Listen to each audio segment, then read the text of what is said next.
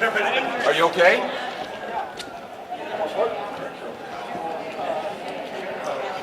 Andy, you can't make noise like that. You scare us.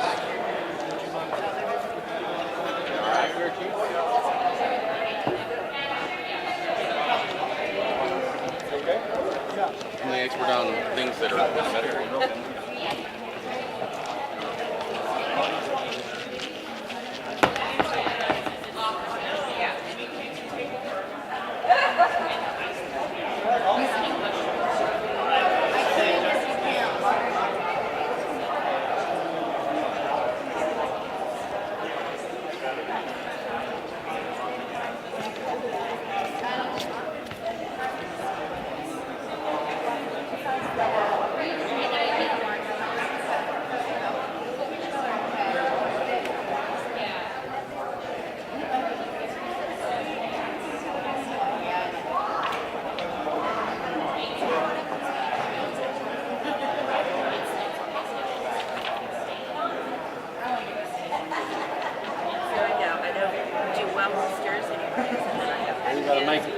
Mike the stairs there.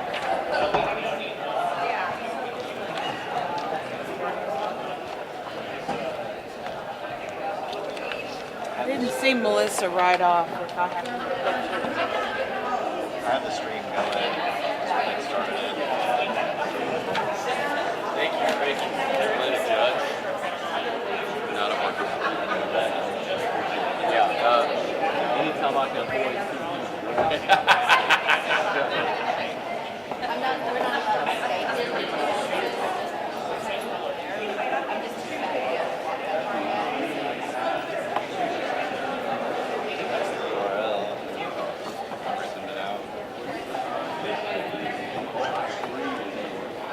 Go ahead and copy that URL and then let me. Well, just. It's copied. I just haven't. Oh, you've done the control C. I can do this.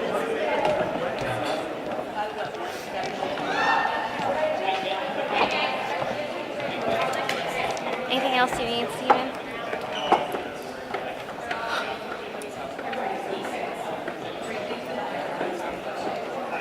You might give enough space to find the camera. That's what I'm not going to sit right there. Is this good, Kate? Or maybe even sit down here. Some stuff. Sit here. Was Crystal gonna sit She's there? going to sit right here. She's okay sitting closer to here. Is that enough space, you think, right here? I don't want to be in the way. It'll be fine. Where do I do my search? Would you like a flag to go with your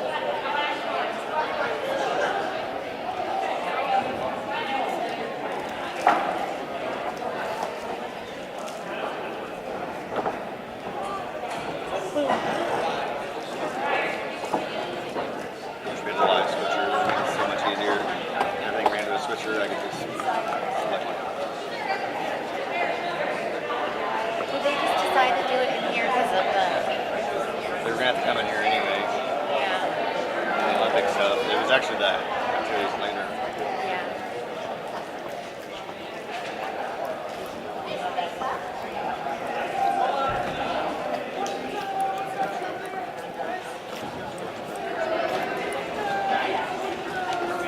Oh, this is going to take forever. You guys have like your little fort over here. Yeah.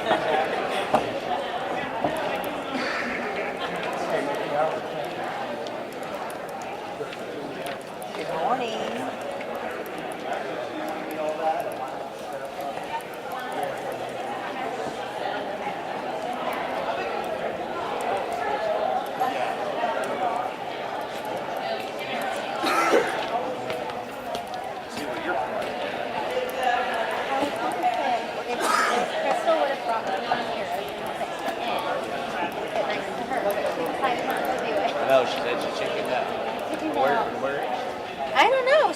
was talking to her over there, but She must have gone to the bathroom or something. 'Cause I haven't seen her since. I definitely don't want to sit over here. No All right, offense. it was just very I short. hate sitting in the front row. Oh, Video one more time.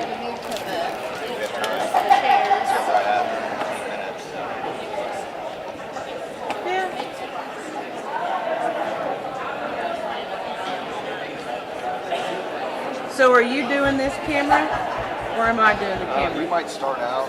So I'm gonna go stuff. Crystal will sit over here. Wait till you start out. Then she'll sit and you can do all the presentation stuff. Okay. Is it? That's okay with you. Yeah, that's I fine. don't feel prepared on that.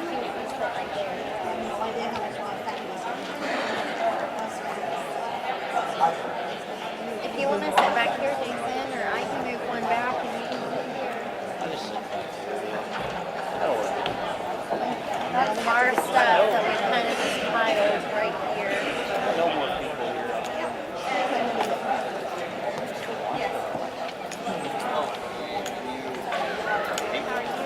I'm good. Good. You? Doing good.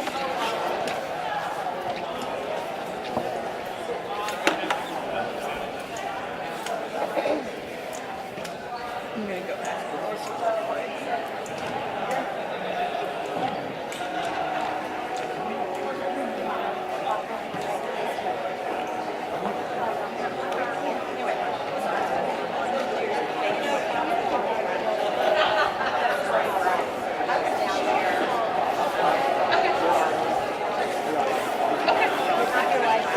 I just wanted to make sure. Okay. They put that on. Okay.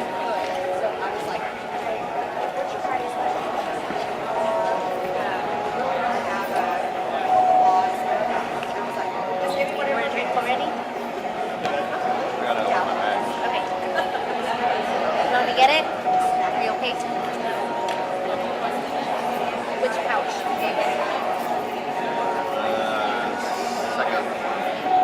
That one right there.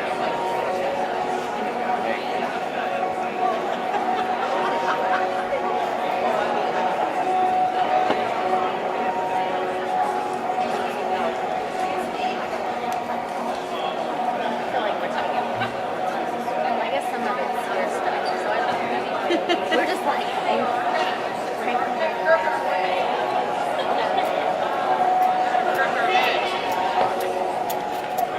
I hear.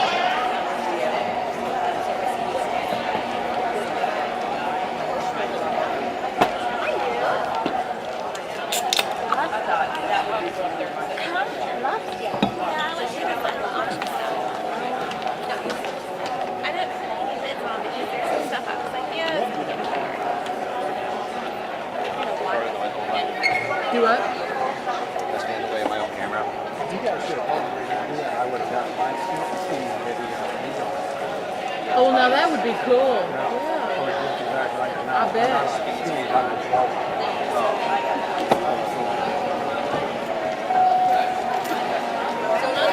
Don't look like it. That's what I'm afraid of. Luckily, I have a short drive home, so. I'm good. I'm just slow. Yeah. I was home the other day at the house. Were you? Yes. Morning, how you doing? Yeah. Whoops. I ended up tripping over something. You got it all marked and I'm going to trip. Oh, you should have seen it during graduation. There was. I know. And you're right. It is an ambulance. People would look right at him and like,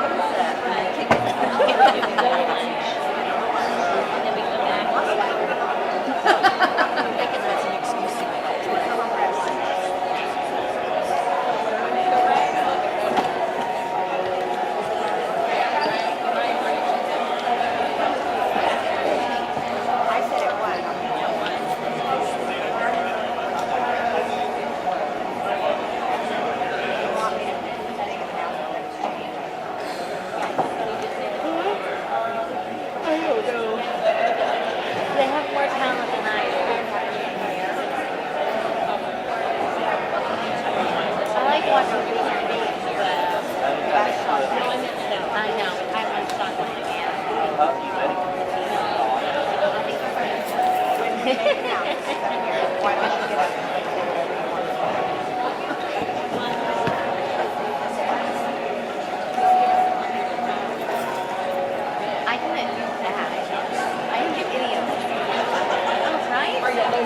watching it. I like watching it.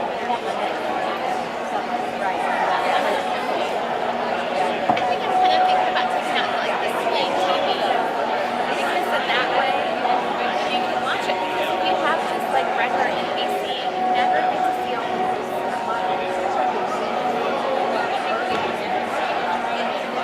They used to put everything on NBC, but now they're like, I could take it out with the free trial. Like that time it'll be over. So yeah.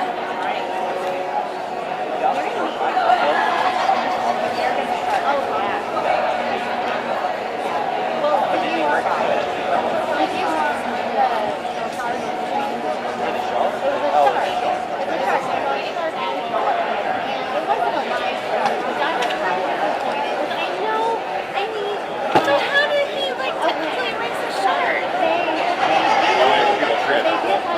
Shutters of the shark, and then we went in, and like they put them side by side.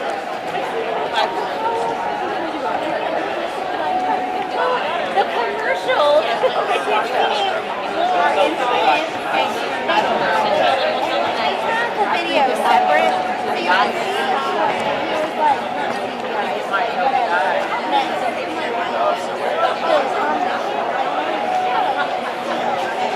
I don't know. I just know that my husband loves watching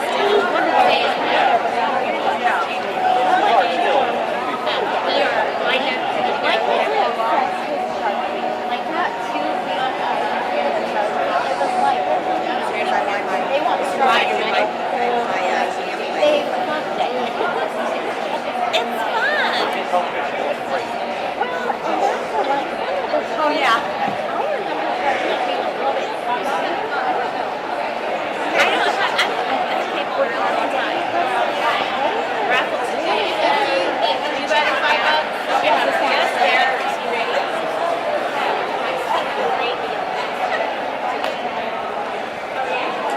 Jason, I need to get with you.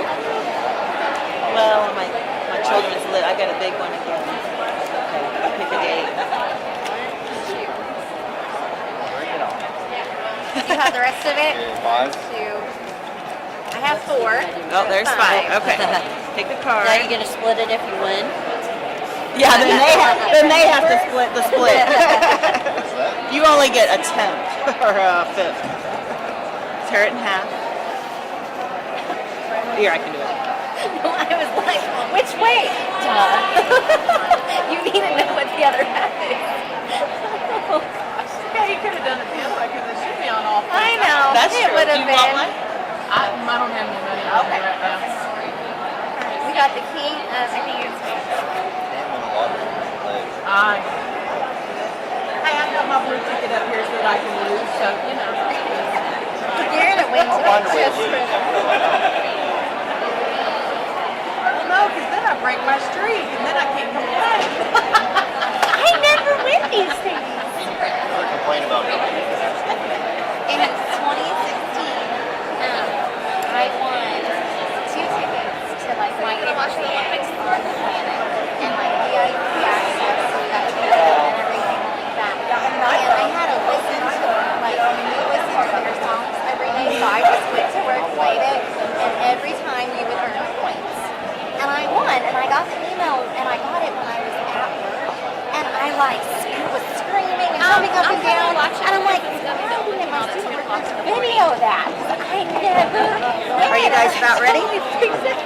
Okay.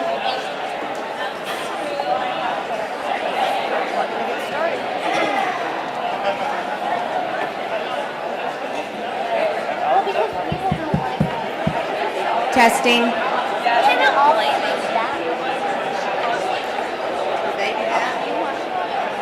More volume? It's on, but testing. There you go. You were telling me to talk louder, not turn the mic up. We're going to get started, everyone. Good morning. It's hard to believe it's that time again, spring 2018. Woo! The last time we were in here, remember we had a little snow? My report. And we were waiting on people to get out of the ditch to get here, so I'm glad we have good weather this morning. We'll keep our eye on it, and we're hopeful for a good day. So, welcome to the All-Staff Day for Spring 2018. You won't be disappointed. It was a good reason to get up early and come in this morning. I'm going to introduce our Master of Ceremonies for our first annual Crowder Olympics, Mr. J.P. Dickey.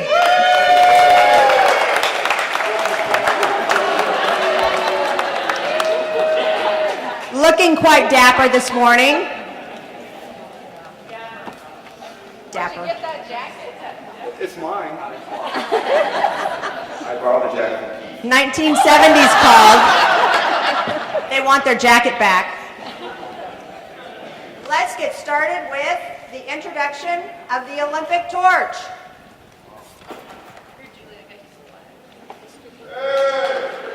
Mr. Torchbearer, please light the Olympic torch.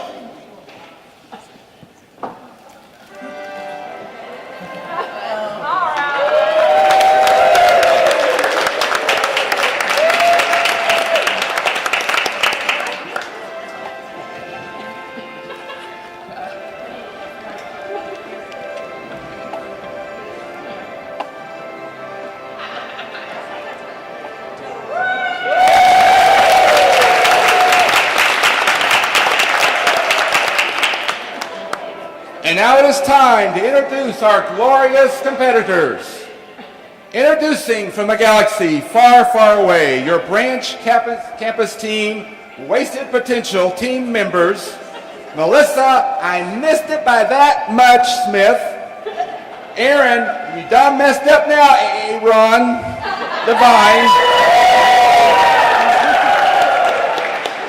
Monty, forced to participate pageant. Mark, I've fallen and I can't get up Fitch.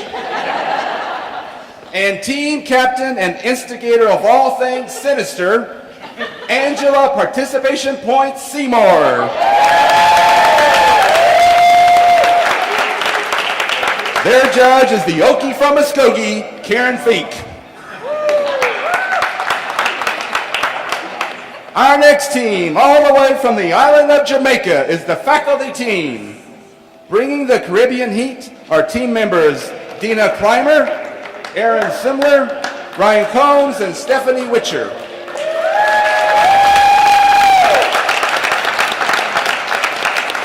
Because we know we can't trust the Russians, our own Russian outcast, Suzanne Puckett, is the team captain. These are the Jamaican faculty team, Cool Runnings. Their judge is Eric, the database is up, Deathridge.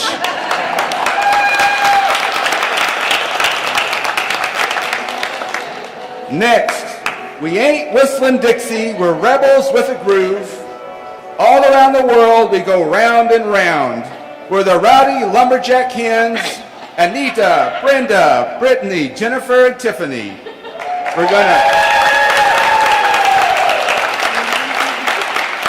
We're gonna cut you down to size. We're lumberjack babes.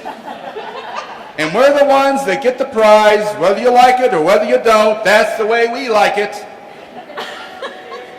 Their judge is the champion of all things handrails, Dr. Glenn Coulthard.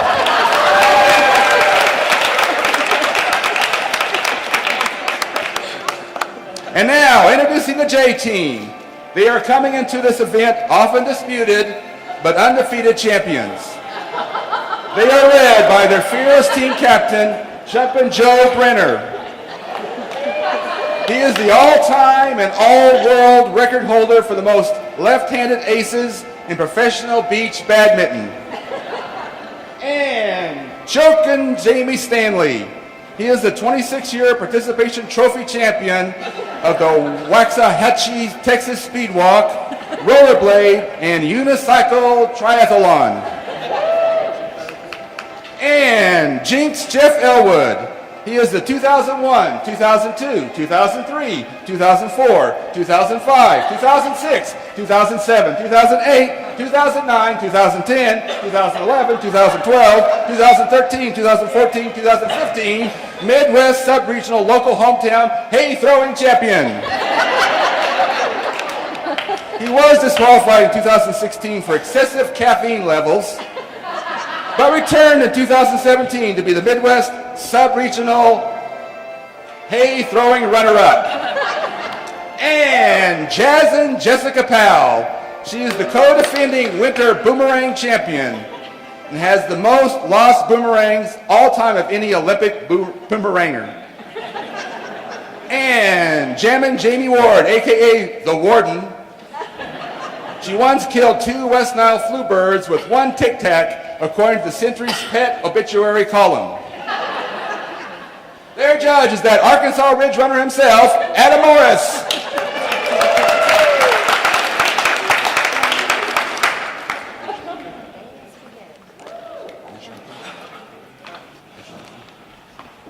Please rise to the playing of our national anthem.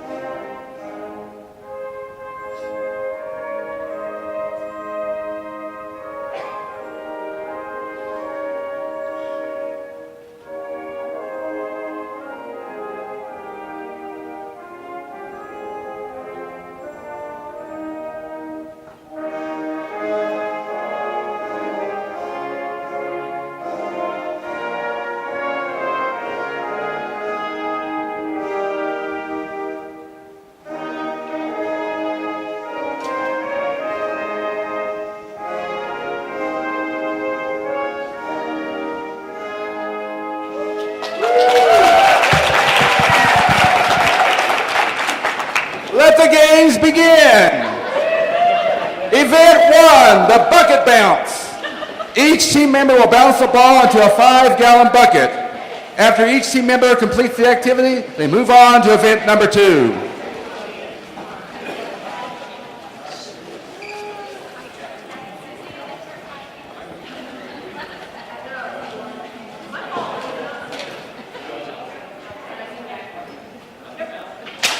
These 4 events are relay style. Each member completes activity. Are we ready to begin? And begin! And we're off.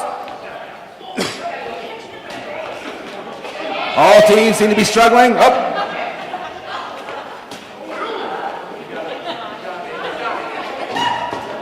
Oh! Campus director is first in. Oh! Followed by the faculty. So close, so close. Aaron, he's concentrating. Oh, so close, Aaron. He's thinking. Oh, so close, Aaron. He's thinking, oh. Oh, so close. Oh, so close, Aaron. Oh. Aaron needs to refocus and regroup. Oh, Ryan's so close.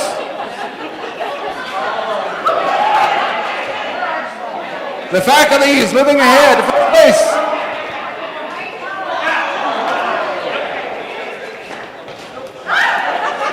Aaron's still struggling.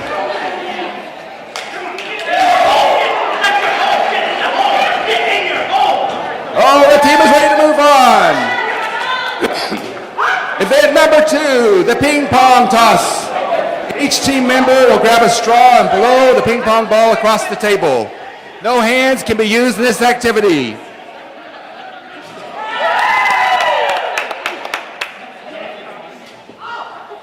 Faculty is so close. Oh! Oh, our team moves on to activity number 2.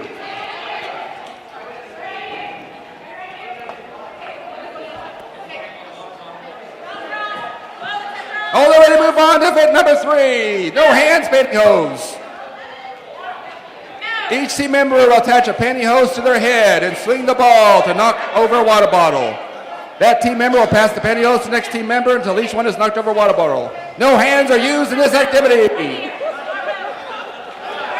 Oh, taking a commanding lead. All teams now into event number 3.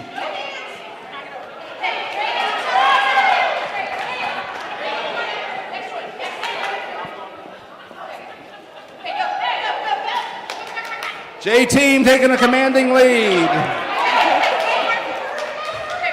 Campus directors catching up. Campus directors into the final ring. The free throw. Oh, swish. Nothing but net. Oh, so close. Ruski. Oh, the old underhand granny shot. Melissa from the shot. Oh, almost there.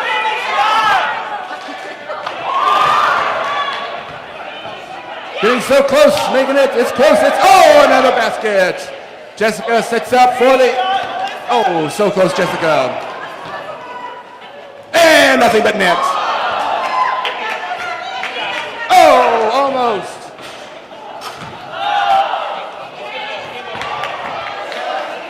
Coming down to the last shot. Oh, so close. Jamie for the win. Oh. One more from Jamie, and the winners! The J team, our Olympic champions.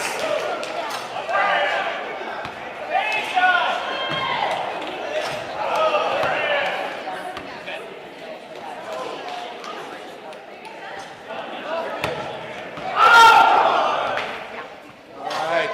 That concludes our Olympic competition. Our champions, the J team. That concludes the competition.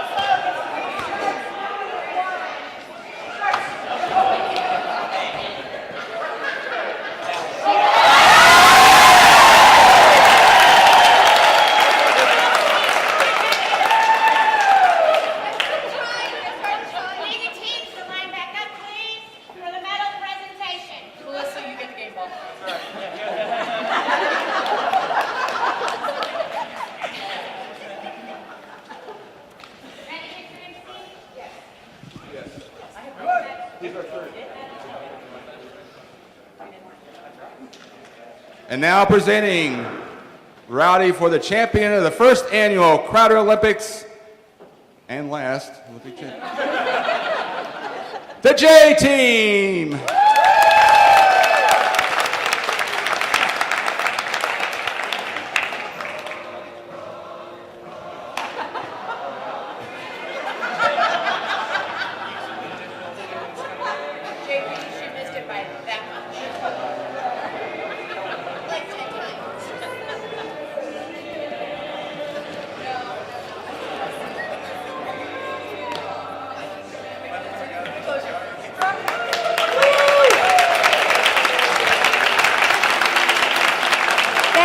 To all our top-notch Olympic athletes.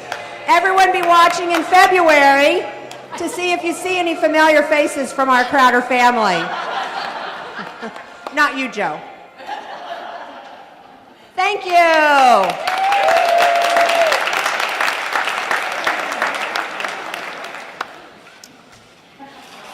Now, for those new employees that are just now getting a taste of what crazy can be here at Crowder, we're going to have an introduction of our new personnel, and we have a few individuals that have also are not new and have assumed new responsibilities.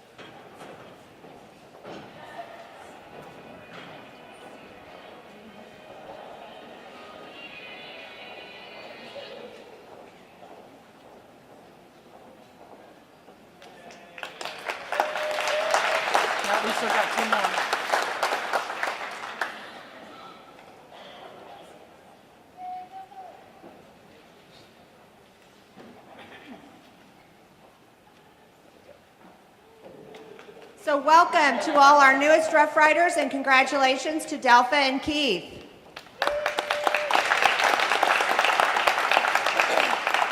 We're going to just do a few announcements on the back of your agenda, and if you didn't pick up one, I'm sure there's more out on the table. There's a teaser for our staff development offerings for the spring, and as always, that schedule is on the S drive in the staff development folder. It is revised and updated, and things are added, and rooms might be moved, so always make it a point to check out the staff development schedule regularly. I will send reminders, of course, because you all love getting emails from me, so I don't want to disappoint. Lunch is going to be in the cafeteria at approximately 11:45. We are keeping an eye on the weather, but we think we're looking good for our regular schedule of activities today. And as always, be sure and thank Great Western Dining. They always take great care of us, and we're never underfed, so we're always well taken care of. The Faculty Association silent auction is right out there in the lobby. Be sure and bid early, bid often. There's also a $5 50-50. So be sure and see Heidi if you want to participate in that. All of those funds raised go to a really great cause. We're taping this morning's events for those who can't be here. Was there live streaming? There's also live streaming going on. I don't know what that means, but it sounds really good.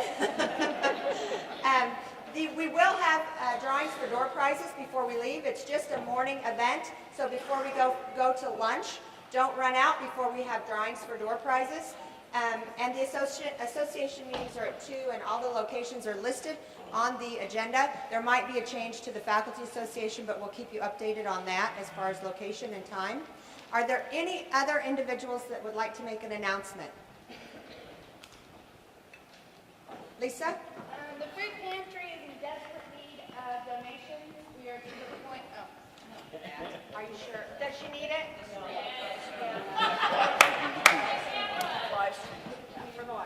okay. Once again, the food pantry is in desperate need of donations. Thank you. And when I say desperate, we are seriously at the point of if we don't get some donations, we are going to have to close the pantry. We help probably 27 students in the month from Thanksgiving to finals week. So we are definitely looking forward to some donations. Feel free to clean out your pantries, bring it in. You know, you need to clean stuff out every now and again anyway. We will take even green beans at this point. Thank you. And you can also make a donation through the foundation as well, if you want to do it that way. And anything is appreciated. Do we have anyone else? Tomorrow is our first ever Neosho Start Smarts, 9 to 11, all in Farber. Still need tour guides. We'll be open tomorrow, right, Dr. Smithman? Yes. We're open tomorrow. See you there. Tour guides for tomorrow morning, CJP or Christy Chapman. Yes, thank you. Anything else?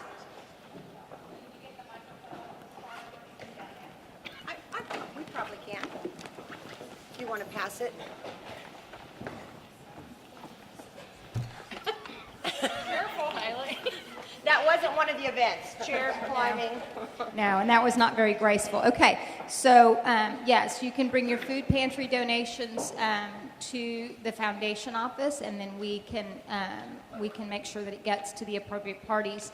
If you bring a cash donation, then you can get a cash receipt for that from us. Speaking of donations, just want to remind everybody. We have grown our employee donor roles this year, but would encourage everybody, if you've not considered giving to the foundation as an employee, you can do that through a simple payroll deduct. Really easy, and it's just ongoing. You don't have to re-up every year. We'll continue to deduct the amount of your choosing each payroll until you tell us that you no longer wish to do that, which we hope is never, but we certainly understand that circumstances change. You can adjust that amount up or down as you need to, and you can also designate it to the fund of your choosing, so it can go to support scholarships, it can go to support the program that you work in, it can support a building, athletics, whatever you wish to do with it. And so would just encourage everybody, if you've not already done that, would just encourage you to give that some thought, because even if you think what you can give is not much, if you're doing that every paycheck and you're joined with other employees, if we had every employee giving just $2 a paycheck, then you multiply that by all the Crowder employees, and that's really impactful. So we'll just encourage you to give that some thought. We do have employee donor forms out at the front, so grab one of those. There's 2 different forms, one for faculty association and one for non-faculty employees. So, or if you have questions, just shoot me an email, give me a call. I'd be glad to visit with you about that, but it surely does make a difference. And so please give that some thought. Thank you.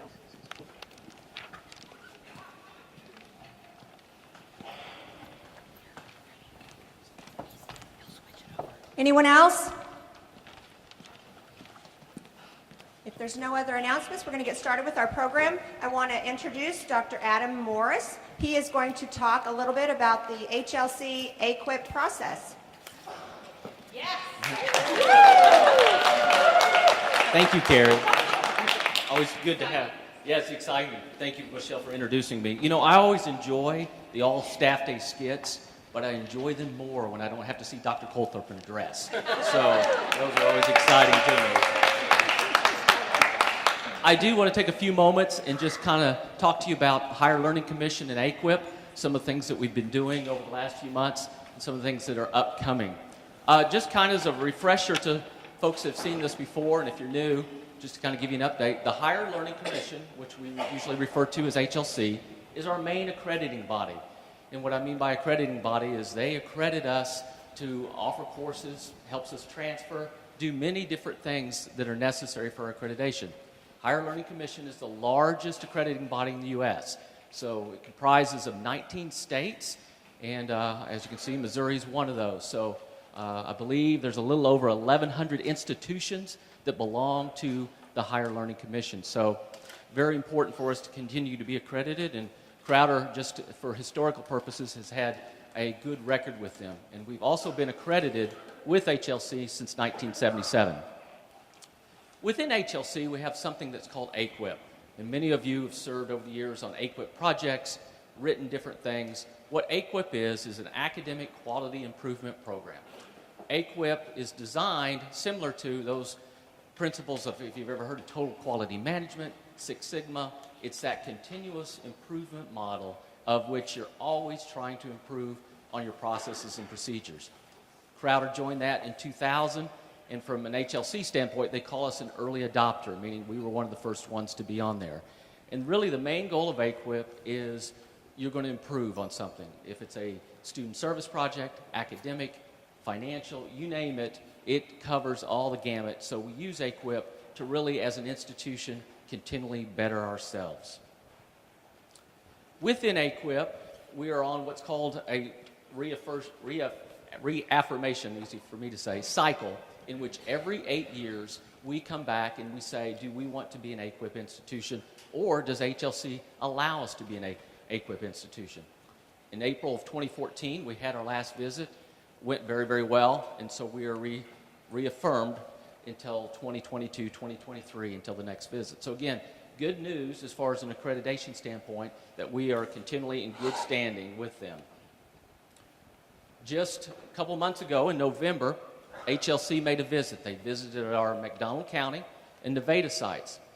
What an HLC reviewer does is every 5 years they come out and they want to make sure what they call our additional locations, or what we call kind of our campus sites, are in compliance. Are we meeting the standards that they require, whether it's academic, student service? So we had a reviewer come out, spend a day at McDonald County and a day at Nevada, and again, both sites had a very good visit. So thank you to Aaron and Monty and their staffs for successful visits at both of those sites. A couple other things that are upcoming this year. One's called an institutional update. This is a yearly update that we give to HLC, and it's kind of key performance indicators or key data points in which we send them based on enrollment, number of faculty and staff, our finances, facilities, distance learning, and there's 100 other items that we give them. What they're looking for is, are we continually meeting their standards, whether it's financial, enrollment, number of faculty and staff. So individuals review that, and then they either will come back with a report that we need to do further monitoring or send them additional information. Since I've been here, we've never had any additional reporting needing or monitoring. So again, in good standing as a yearly update with them. Typically that's due end of March, and this one's going to be due March of 2018. Systems portfolio.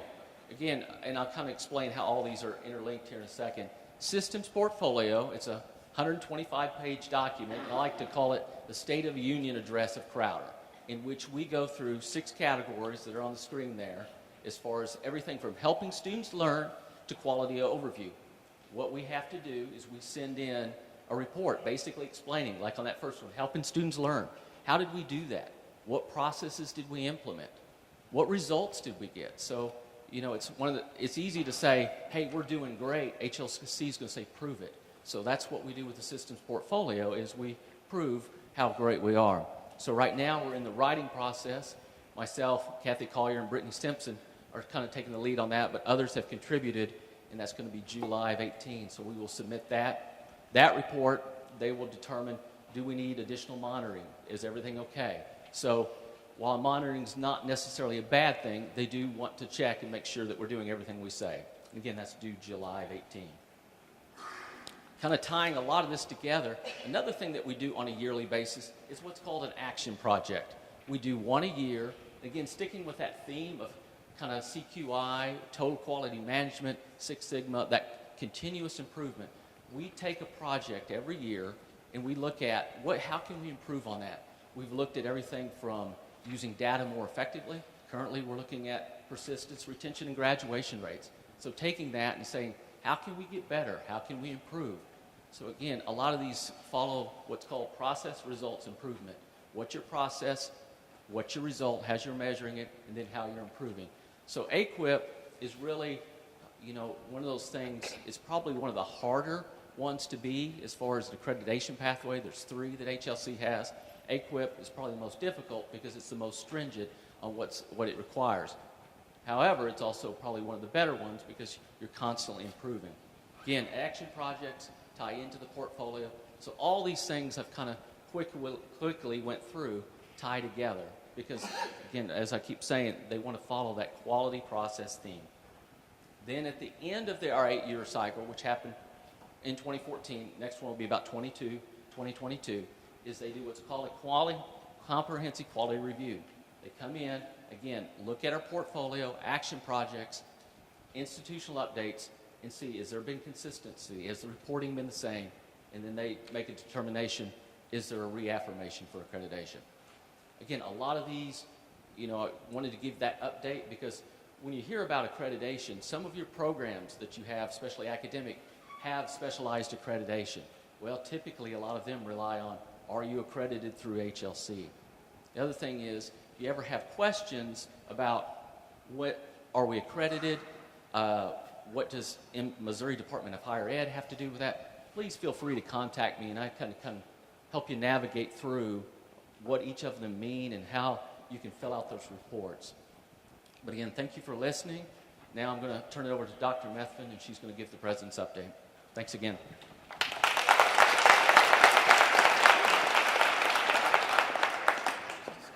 Thank you, Adam.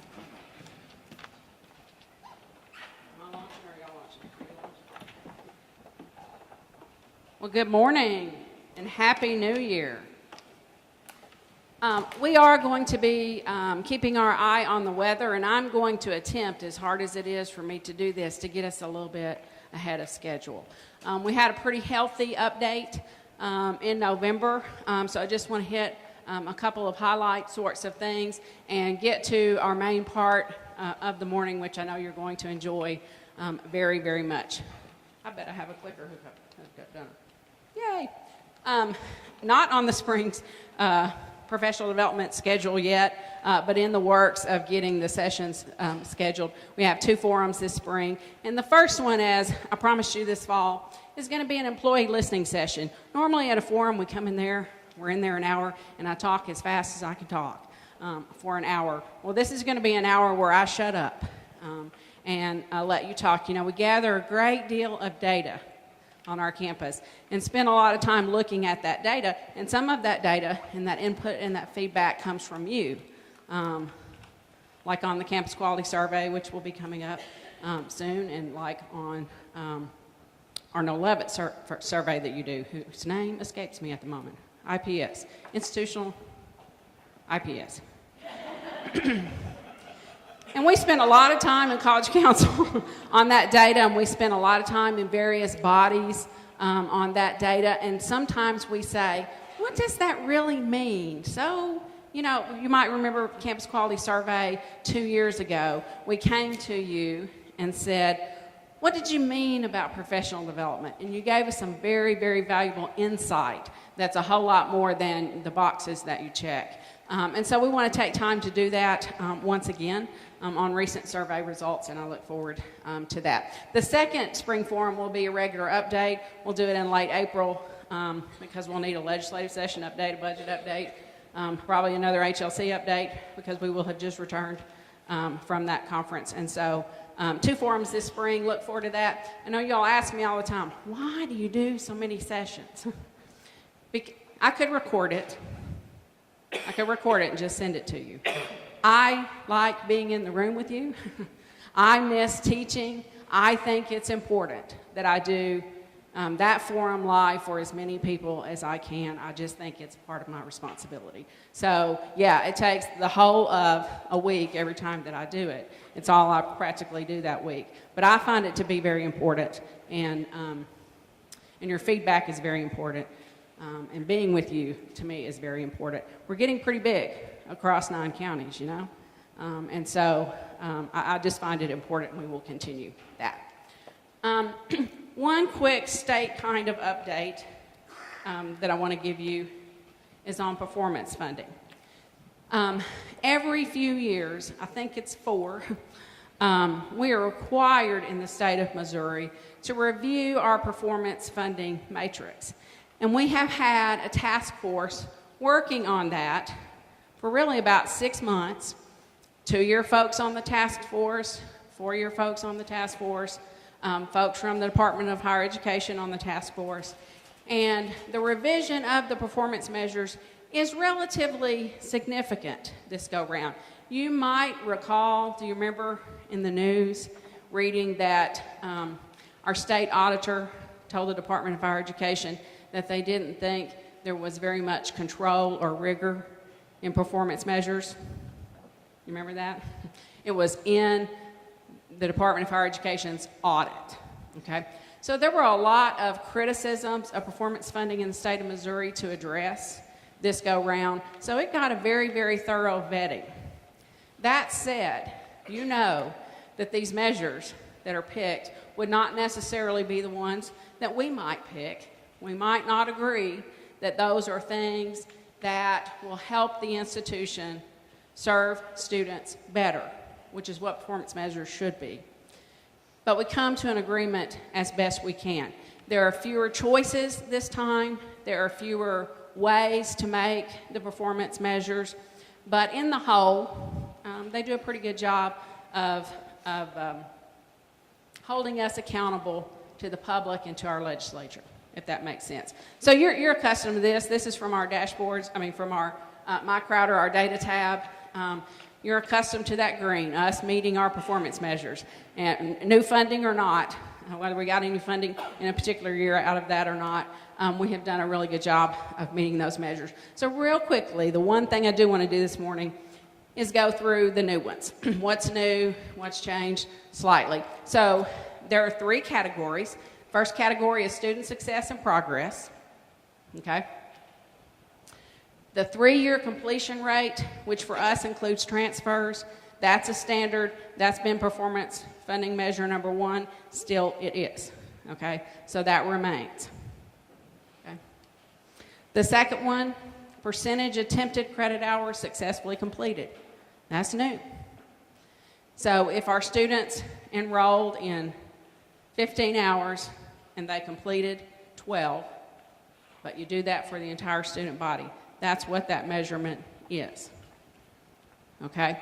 It is something that we do already routinely collect and have to report. So knowing what that measurement is for us is not new. It being a performance measure is new. Make sense? Percentage of career and technical education grades passing licensure, still there.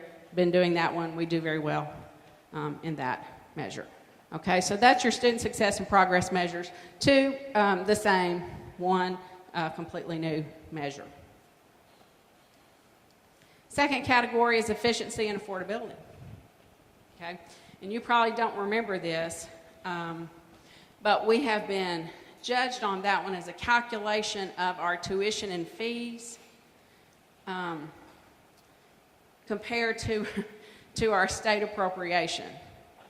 Well, as our state, we would all agree, yeah, Stephanie's going, what? Yeah, we would all agree that that state appropriation and all of this that it's doing, mainly it's doing this, but all of that it's doing, that's kind of a wacky kind of measurement there. So that is no longer the measurement. One new efficiency and affordability, and I want you to notice there are two now efficiency and affordability measures, is our non-core expenditures compared to the total. So let me make that really simple. We have to report in our iPads reporting a difference between what we spend on our core mission, instruction, versus what we spend on other things. So if we were at a university, for instance, research would be over here non-core, but teaching would be core. And for us, it's different things, but we do mostly teaching. So that's sort of a tricky one, and we're all wondering. In fact, we had a very, very lengthy discussion yesterday, the presidents and chancellors did, about that particular measure and how there might be a little differences in how we are all reporting that and categorizing things in iPads. So that's one we'll have to spend some time on and learn a little bit more about. And then in-district tuition and fees as a percent of the in-district median household income. Okay? I'm just going to be honest with you. Those of us in rural areas, this one's going to be tougher. Okay, so for us, that's basically going to be Newton and McDonald County, our in-district tuition and fees as a percentage of median household income. Rural households, in general, are less wealthy than non-rural households. So that one's going to be a little tricky for those of us who are in rural areas. Now, you know our tuition and fees. Our board works very, very hard to keep our tuition and fees as low as possible. And of all those things that they look at every year, in fact, we'll start in a couple weeks working on tuition and fees for 18-19. Of all the things they look at, now this will be another thing that we'll have to look at to see where any raise in tuition will make us fall on that, okay? And that's median household income that comes from census data. So it lags behind a little bit. The economy in Newton County is certainly growing. You can see that in our local tax revenue, okay? How that shows up in median household income and the census data just lags just a little bit behind, okay? So Chad has been working really hard this week on our preliminary calculations on all those things. This does go into effect immediately. We're very early in the budget process. The Coordinating Board of Higher Education has made their budget recommendation. If you remember how that works, they make a recommendation to the legislature. Legislature works on budget the entire session. Then they hand it off to the governor, and we find out what is actually going to be our final fate. So that process has just started. In the State of the State address last night, if you listen to that, the governor did not say one thing about the budget, so we don't have a whole lot of information on where that might be going, but we will in a couple weeks, okay? All right, one more category, graduate outcomes. Percentage of total degrees and certificate completers employed or continuing education. So if I'm on a career and technical education certificate AAS track that's going to send me to work, did I go to work? If I'm on a transfer track, did I transfer? And did I transfer within a year? Okay, that percentage. So a good measure, okay? But again, another one of those things, there are a lot of things out of our control, Chet and I were talking about a student day before yesterday, that transferred a year and a month after they graduated from us. So we don't get credit for that student. It was a year and a month. I mean, if it's a year and a day. So again, a lot there. You might, if you see Abby Tribble, pat her on the back. Where we get that CTE follow-up, if you're working or not, mostly comes from the 180-day follow-up, which is Abby on the phone and social media, and trying to get in contact with our students and see where they are and what they're doing. So it works very, very hard at that, okay? So those are our revised performance measures. There's a little bit more to that story that we'll share later in the spring, but there are so many unknowns about the budgeting process this time that we've got better things to do today than to worry about that. So any questions about that? If you can shout it, I'll repeat the question and answer it. Good question. Melissa said, are the performance measures the same for community colleges and universities? No. And even though we are streaming live right now on the internet, I'm going to say what I'm about to say. Community college performance measures have been pretty rigorous. We took it seriously. We did much based on the benchmark project so that we were comparing ourselves with our peers all over the nation. They've been pretty strenuous for us.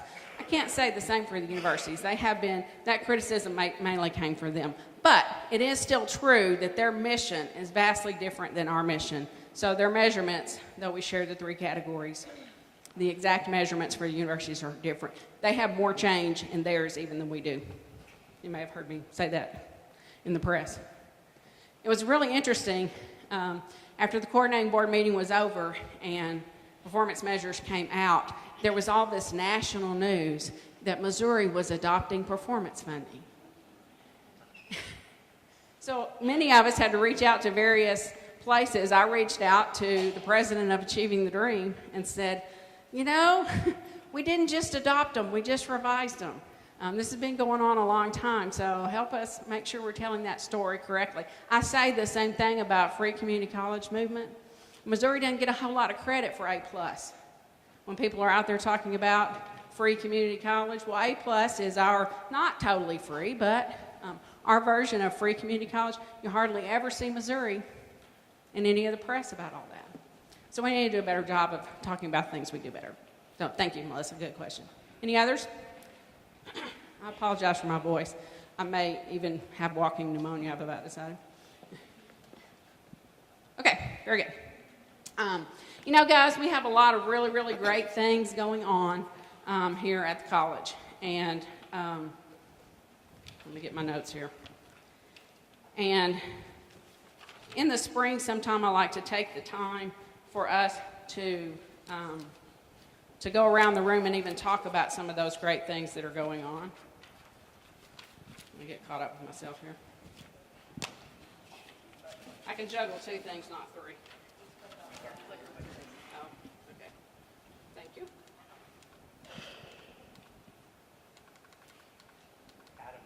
Wow, that was good. I went all the way back to the beginning. I don't even know how you make that do that. I'm going to put the clicker down, I think. So there are a lot of great things going on, and you heard Dr. Morris talking about our AQUIP projects. You have heard me over the last few months talk about, again, I have to be just so exceptionally proud of 1,118 people who walked away from Crowder College with a credential last year. Our retention rates, we're seeing improvement there. I just want to tell you that one of the great things that I think is going on at Crowder College is that we have aligned a lot of things that we're doing to focus on student success. So, AQUIP projects have taken into consideration what we're trying to accomplish in the strategic plan and have put those priorities there. Our Title III grant, which I'm so grateful that we got this Title III funding, is absolutely directly focused on more students being more successful at Crowder College. Down to little things going on in departments, up to the big initiatives that we have going on through the strategic planning steering committees. Thank you for that focus.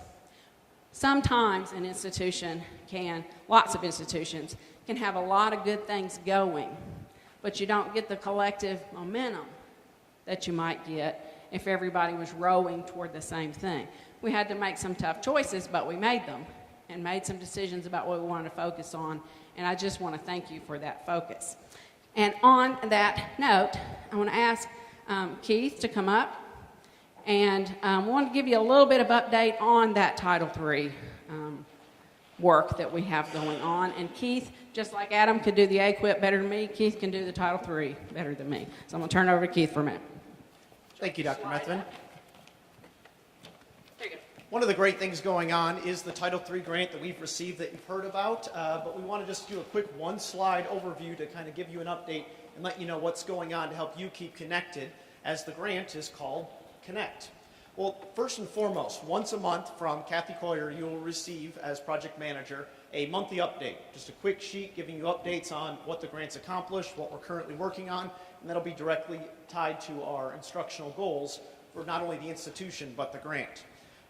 Coming up on Friday the 26th, as the semester gets rolling, we're going to have a professional development session that's going to explain what the grant's going to do over the next 5 years at the college, whether this be on the instructional side with supplemental instruction, cohorts, or otherwise, or on the technical side, as you've seen some of the TV monitors installed or the wireless connections being improved across campus.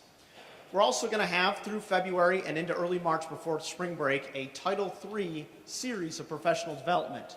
These will range on topics from instructional opportunities to compressed schedules to helping enroll for the cohorts that are going to be coming in the fall 2018 semester. As you're going around, I think the expression "pardon our dust" applies, so these technical upgrades are ongoing. Stay tuned for those. And as I already mentioned, coming in the fall semester, we're going to have what's called UConnect, a cohort opportunity for students to have a set schedule, same students in their same classes, designated advisor, supplemental instruction built into their schedule with compressed 8-week classes to be able to get them through in 4 semesters. As the activities director and curriculum specialist for the Title III grant, if I can be of any service to you, please don't hesitate to contact me. Thank you and have a great day. Thank you, Keith. I'm really excited about the work we're going to be able to accomplish through the Title III, and perhaps the most exciting is our improved access points for our students and for us. That will improve our internet service to us on various parts of campus, the improved technology in classrooms, and again, all those student success issues. I'll remind you one more time that Title III work, and in many ways our entire strategic plan, is based on the principles of guided pathways, how you can help students get on-ramped to a set of curriculum and get through it with as few obstacles as possible. And so much of what was adopted in Title III is based on that. I'm going to do a read with me on the short version, not the long book, but the short version of that work from AACC. So if you're interested in learning more about that, that will be one way. Okay, and again, we have so many great things going on campus and across campus lately. And always, I shouldn't say lately, always. And so many times lately I have heard myself thinking, gosh, there's another example of servant leadership. Gosh, there's another example of servant leadership. And again, if we weren't trying to beat some weather and didn't have other big things planned today, it'd be a valuable exercise, so do it when you get back to your office, to get with the group of people that you work with and think about that. We give our students so many really rich opportunities. And most of the time, they're focused on learning, but also, most of the time, they're focused on servant leadership. So you may have seen a couple lately in the news, and I'm going to hurt somebody's feelings by just doing a couple right now. But for time's sake, we're just going to do a couple. Did you know that we have had Aggies over their Christmas break out in Texas, building fence and various other things for people who were impacted by the hurricane?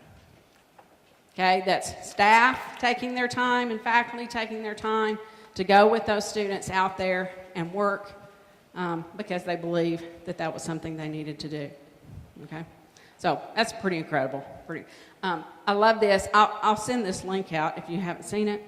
It's when the local television station, I guess it was Corpus Christi television station, right? Anyway, I'll send you the link.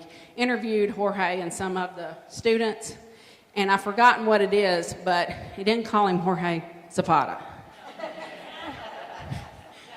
I had to listen to it twice because that was the first thing. I just died out laughing. This is Jorge. Well, I've forgotten what name.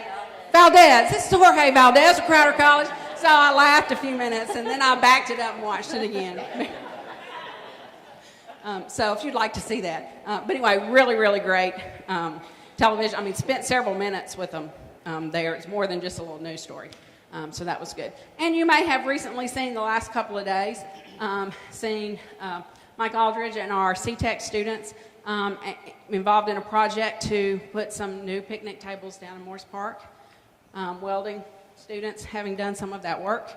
And so again, you know, quietly, you know, folks don't come bounding on my door and say, hey, make sure you tell the board that my students did X because it's servant leadership. I have to stumble across these things because there are so many. Because there are so many. And it's really, really wonderful. All right, well, let's make a transition here. Among those good things that are going on campus is the work of your Cohort 4 Servant Leadership Group. That group is Carrie Keckley, Jeff Elwood, Joe Brenner, and Dr. Melissa Oates. And so, you know how it takes a while for things to get going?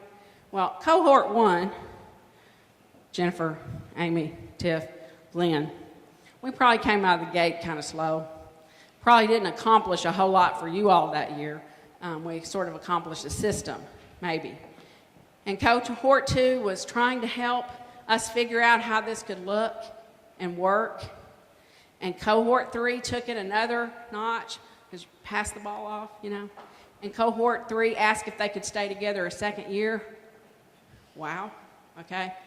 Cohort 4 comes into my office, and I say, okay, well, you know, you guys have been selected as Cohort 4, and this is what we do. And they just started ignoring me and started talking, and I just got up and went and did other stuff. They didn't need any direction. Well, you can look at some of the names and you know that. They didn't need any direction. And I promise you, within 10 minutes, they had a pretty good frame put on the top of their year as Cohort 4. And so I need to shut up and turn this over to Cohort 4 because they have the rest of your morning for you. I'm going to hand it off to you.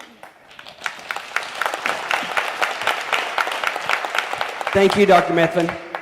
I'm going to come and hide behind the podium here.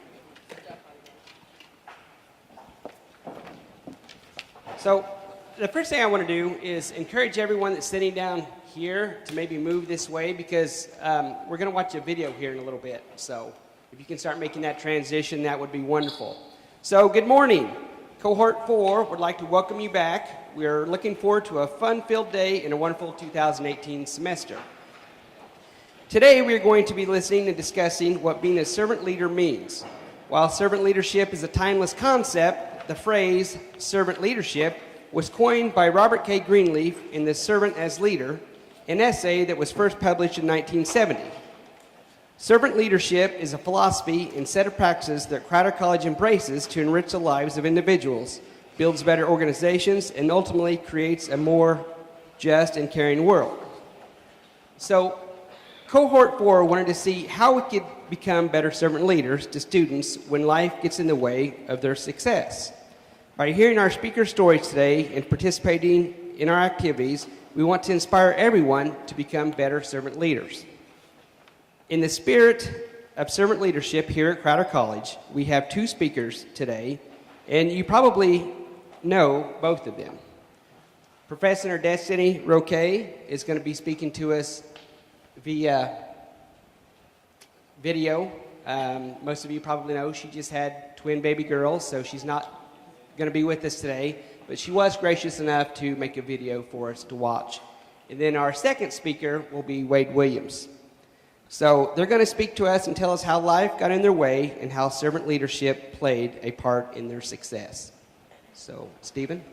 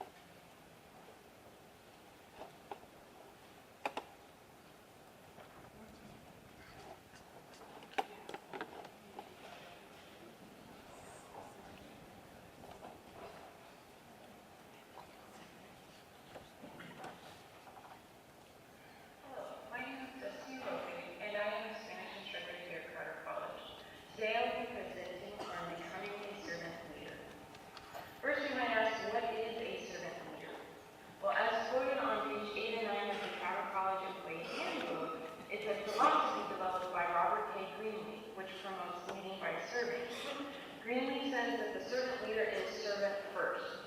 He begins with the natural feeling that one wants to serve first.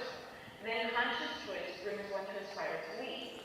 The difference manifests itself in the care taken by a servant, first to make sure that other people's highest priority needs are being served. The best test and difficult to administer is, do those served grow as persons? Do while being served, they become healthier, wiser, freer, more autonomous, more likely themselves to become servants? And what is the effect on the least privileged in society? Will they benefit, or at least not be further deprived? Let me highlight a few terms in this definition.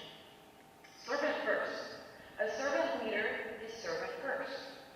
A servant leader is someone who makes a conscious choice to lead, and a servant leader is someone who makes sure that other people's highest priority needs are being served. We'll find out later if we're servant leaders. I am a leader. I would venture to say that I am a person who is a role model worthy of being looked up to. So I'll tell you a little bit about my professional background. With my education, in just 3 years' time, I acquired a Bachelor of Science in K-12 Spanish education and certificates in K-12 TESOL, 9-12 English, and medical interpreting. Later, I received my Master of Arts in Teaching with an emphasis in Spanish, and someday I hope to have a PhD. I'm also very proud of the fact that I've gone through my entire education so far completely debt-free. My teaching experience includes substitute teaching.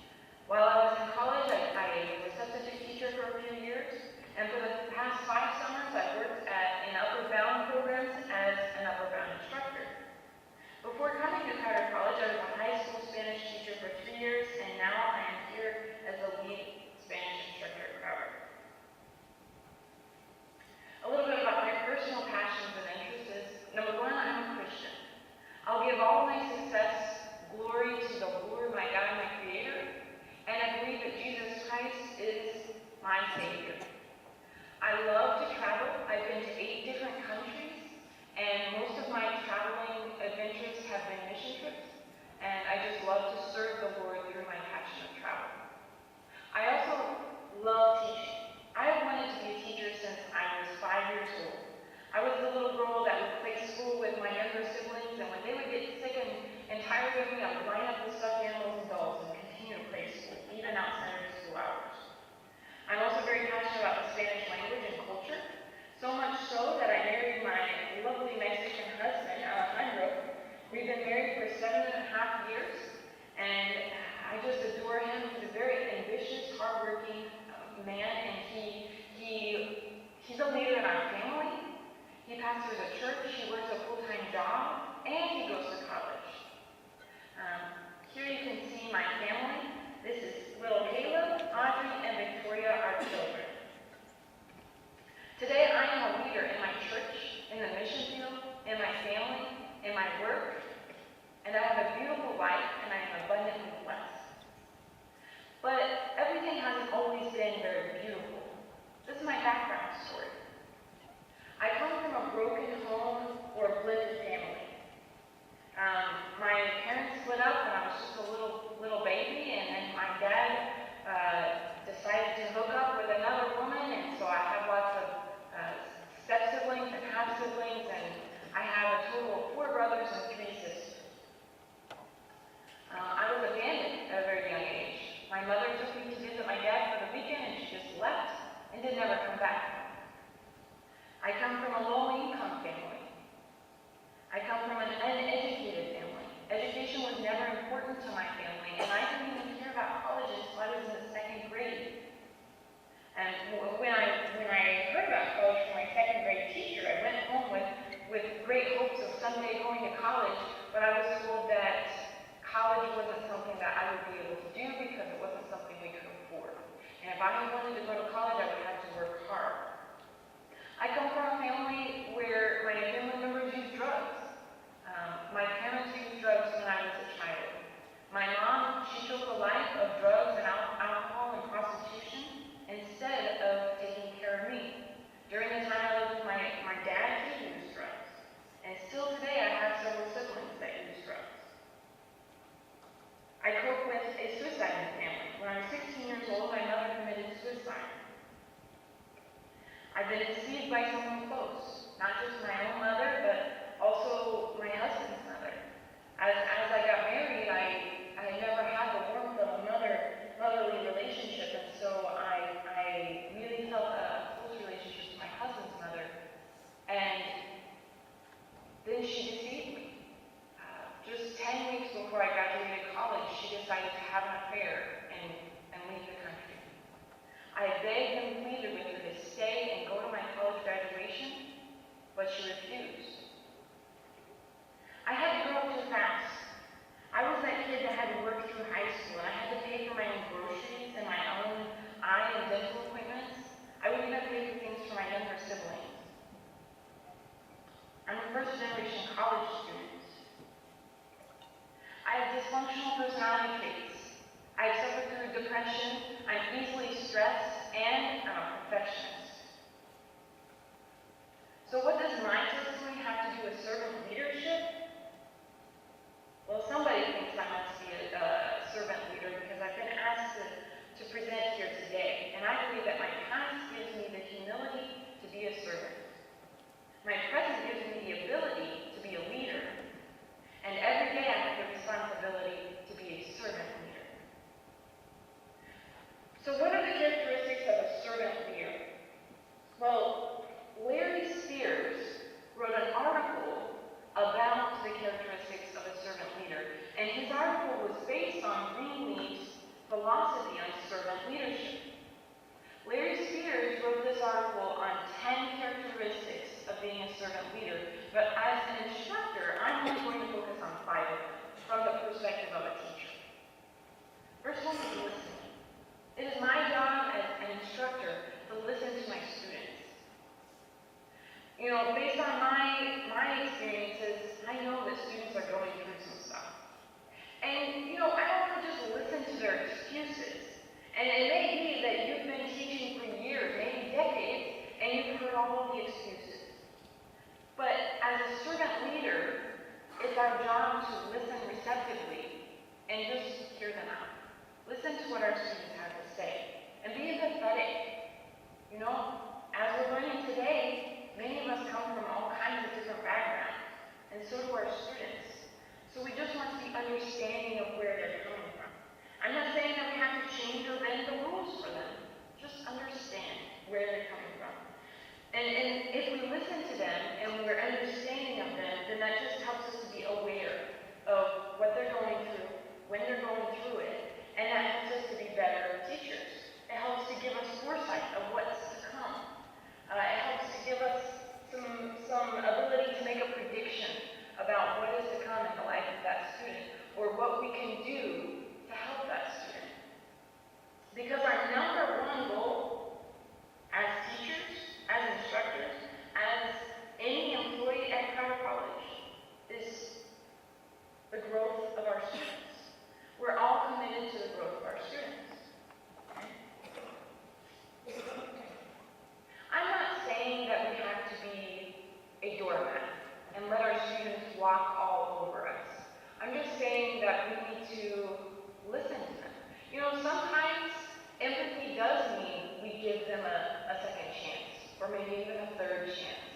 Or sometimes it means we extend a deadline. But I'm telling you that you don't have to just listen to excuses and bend and break rules or change your policies because of excuses. Because if you truly listen receptively and you're empathetic toward your students, you're going to be aware of what is a real tragedy and what isn't. When is it time to allow the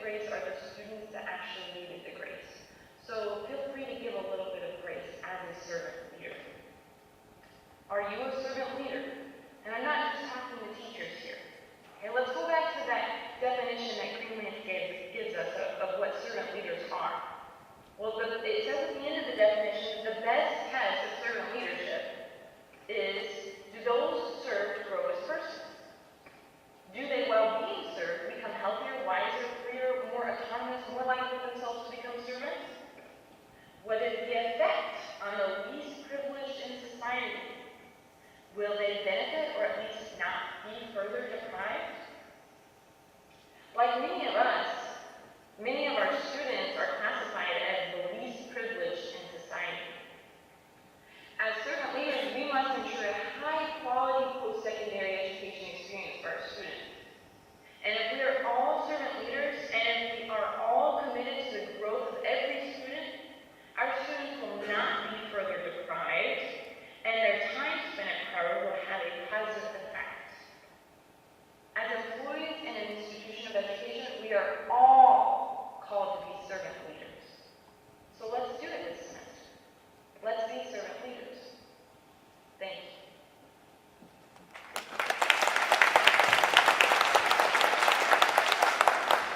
Thank you, Destiny. And you can see why we wanted her to speak to us. Wade?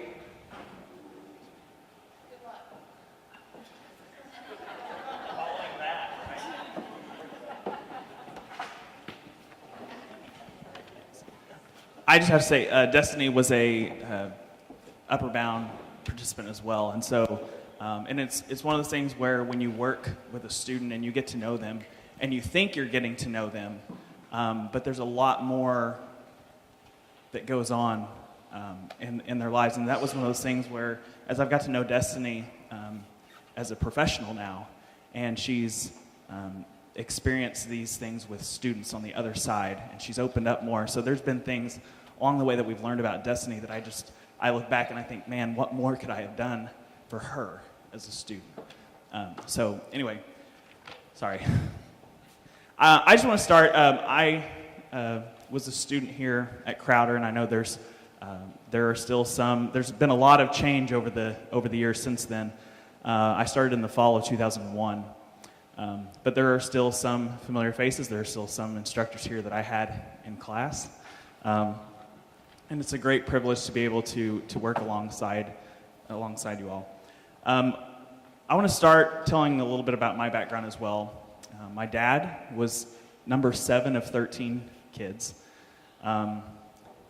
He dropped out of the 8th grade at the age of 16 because he had fell so far behind.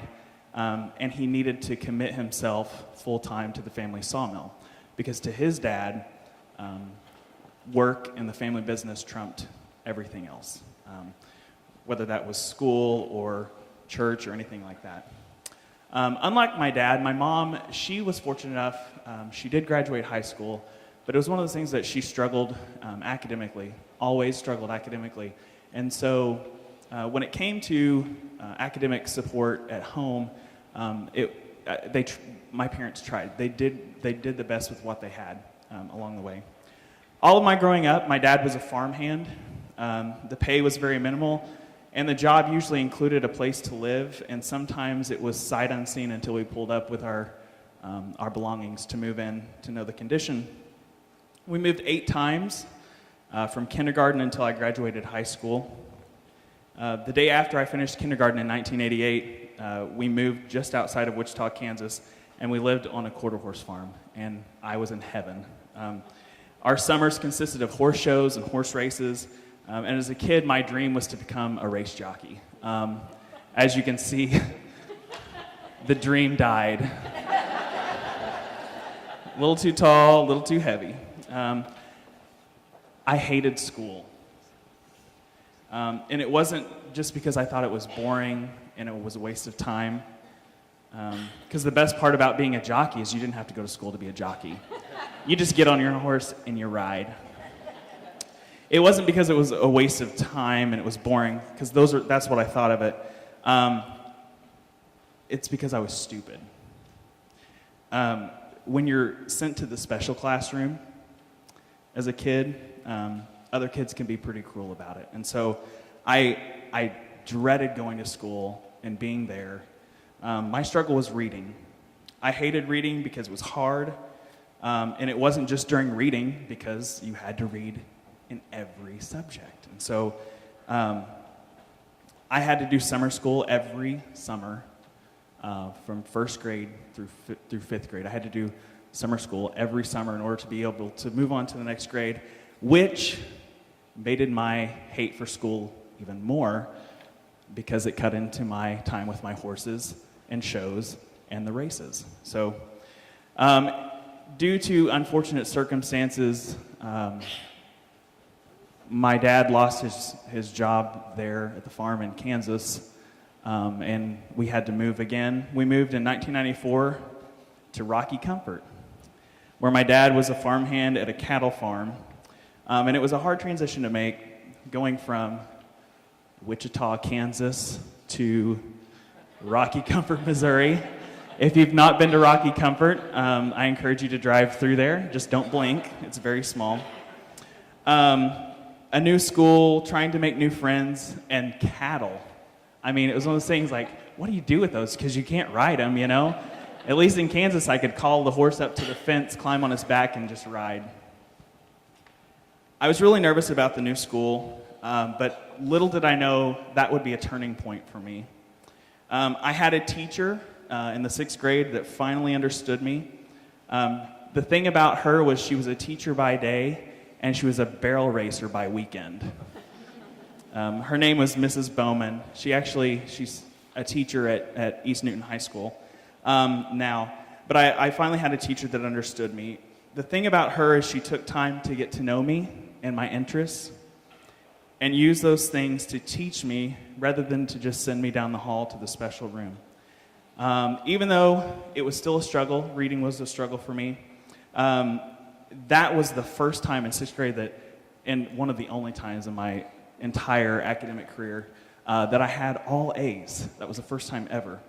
And from that point on, I got a little more confidence, and I made okay grades. It was still better than I had been doing, but I had to still spend hours reading and rereading just to get a little bit of information to stick. It was my senior year of high school that I realized that I wanted to go to college. Better late than never, right? I decided, and I told myself that I wasn't going to go to Crowder because everyone else that I was graduating with that was going to college was coming to Crowder, and I was going to be different. I was going to go to Missouri State in Springfield.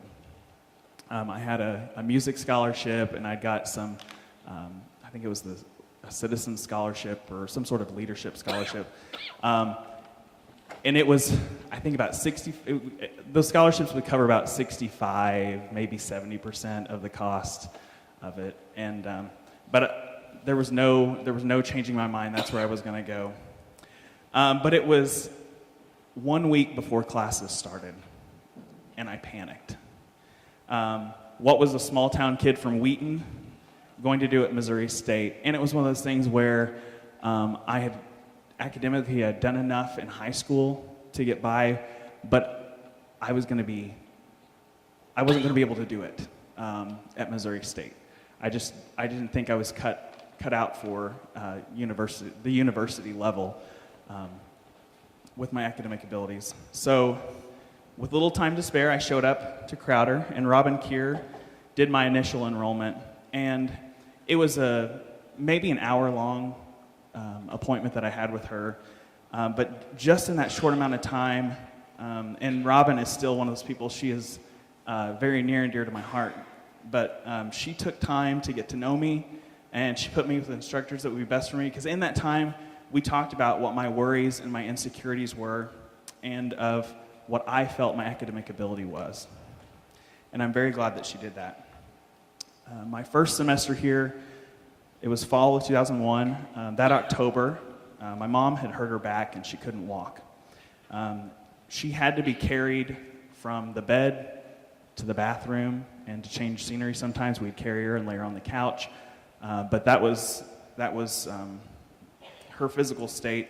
We didn't have insurance. Again, we were low income.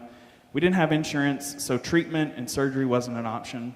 And she couldn't be left alone either, so my school schedule and my work schedule didn't really mash up well with my dad's work schedule.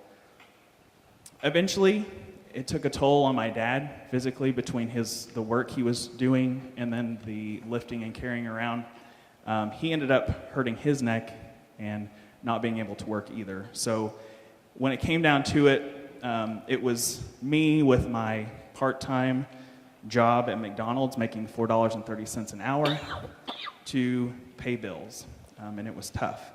You know, you don't have enough money to pay all your bills, so you have to try and decide what gets paid and what has to wait, what takes priority. I'll never forget having to go to our landlord to try and explain that we didn't have enough money to cover the full rent. And so I got there to pay rent and to try and explain, had it all prepared, how I was going to tell him, I've got this much, but I've got to wait a couple weeks till the next check, and I can cover that. But then in your head, okay, we're going to be more and more behind. When I told him that I was there to pay the rent, it was one of those, my family is one of those, because I know there's some here from the community, there's some that do know my family. The thing I love about my parents is, and they instill this in my sister and myself, is we help other people when we can. And it's not necessarily financially, it's other ways of helping people. My parents are great about giving help. It wasn't as much, they weren't so great at accepting help or being willing to ask for help. So not a lot of people knew of this situation, but when I got there to pay the rent, the landlord said, well, actually, someone has actually already paid the rent for you. There were also times where groceries would appear on our back porch or in our vehicles, in the cab of our truck in our driveway. And there was also a couple of times at home, but I know there was one time here as a student where I came to class on fumes. My truck, my gas gauge was on empty. And I would go out to go home, and I had a full tank of gas in my truck. So the people that are behind the scenes doing that, I don't know. I'm not sure exactly who did all that, but we were very thankful for that. It was in the middle of all that. I remember walking into Julie Dobbs' office to drop all of my classes so that I could work full-time in order to pay the bills and support the family. And I'm glad Julie talked me off the ledge. She encouraged me to reach out to the instructors that I had, explain my situation for possible alternatives before quitting, knowing that there wasn't much time left in the semester.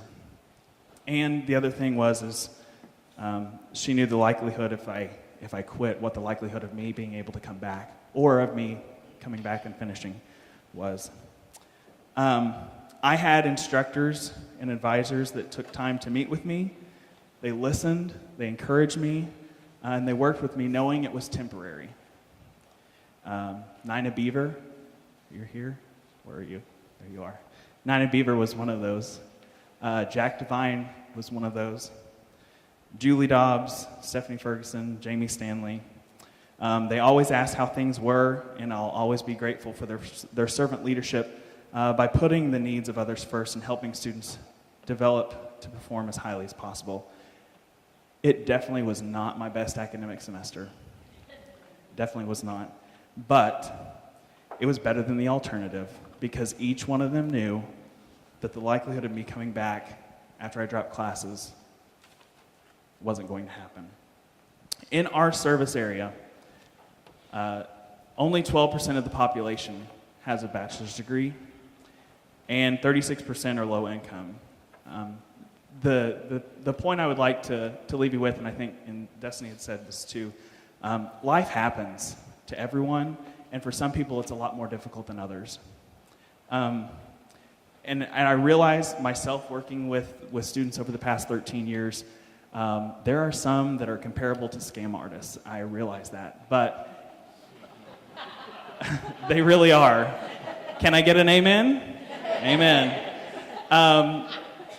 But I would hate for that to discourage any of us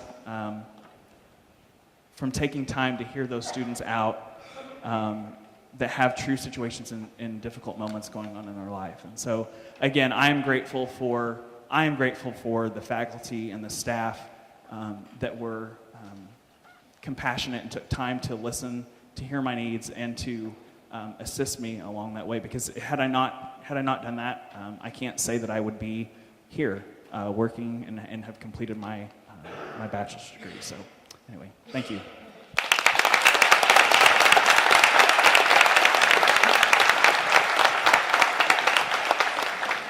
All right, so we heard a couple stories there. You know, I know with a lot of people here, you know, that may sound familiar. It may be your story, maybe somebody else's story that you're aware of.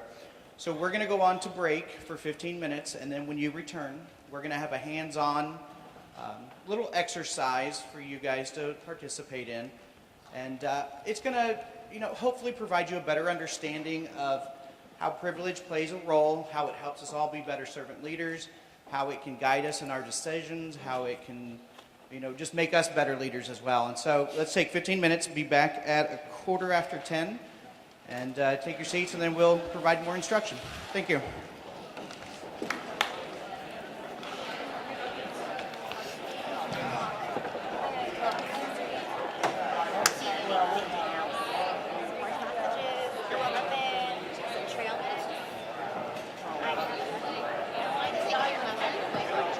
I have my show. I'm gonna start here. No, I'm gonna eat some. So I'm gonna go to the bathroom, get water, and we'll share.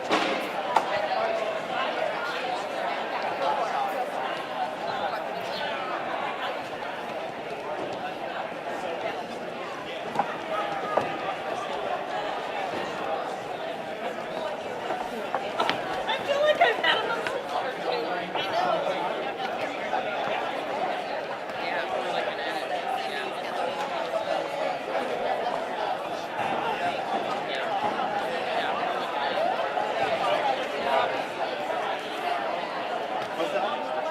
Here's what I want to do.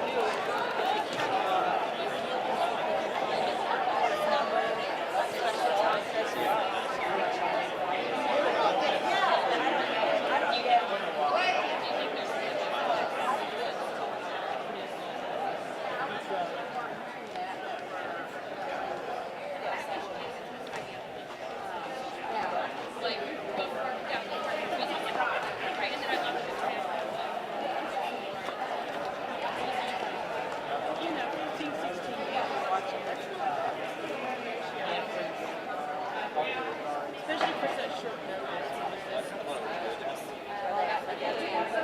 I don't know. I mean, and I had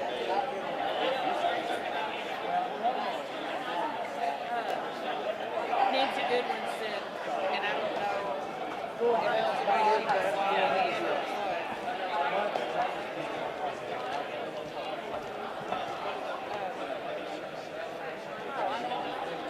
but she said that her computer says it doesn't recognize executives. She's the only one that said anything about it. She said, I think I need upgrades. And she was watching it. She was trying to see the live stream.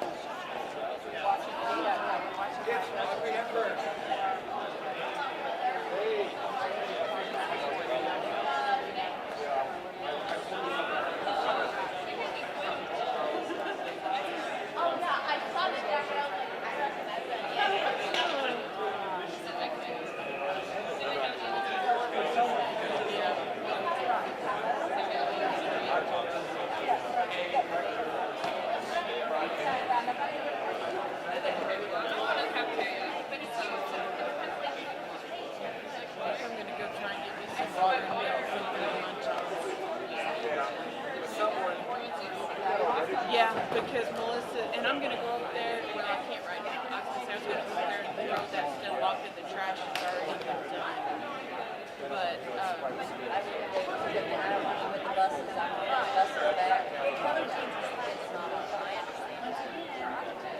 but she just wants this running. I don't know what's next.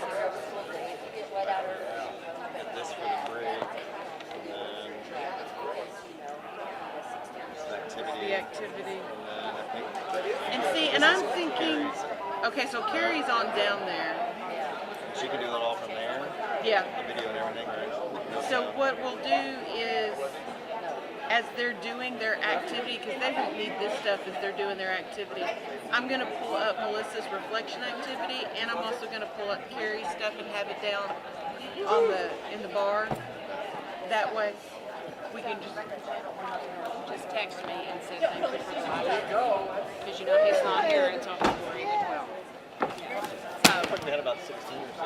That's awesome. Wrestling this close. Thank you very much. That is awesome. I'm glad. Yeah, that's not good. So let's pull up. That's I a guess point that's for a us. I thought it was a good idea. I don't Yeah. know why they didn't do it. Well, but see, that's the thing. That's what we put in the grant, is that we wanted to be able to do more live streaming, or at least living up to our end of what we said in the grant. Especially this one where people really here and Yeah. actually feel like we could have it pulled up and watch it. Well, see, and that was during the after the fall when I had somebody from Rutgers or something like that ask me if I was going to put it up on Blackboard because they have to stay in their office. They can't come. And at least if they've got it, if they can pull it up on their computer and just come back to it as they need to. I can't really tell you what it is. Yeah. I can tell it's sort of a big for them to see.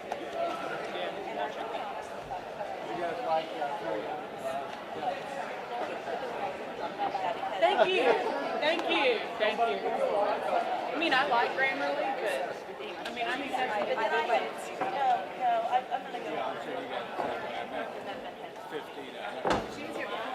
Well, and I think instead of identity of a student, they were talking about your student. So there were a couple of things that I would have said. I think that always triggers more because they know there's someone there. You can take it or leave it. Okay, I'll double check with what we changed.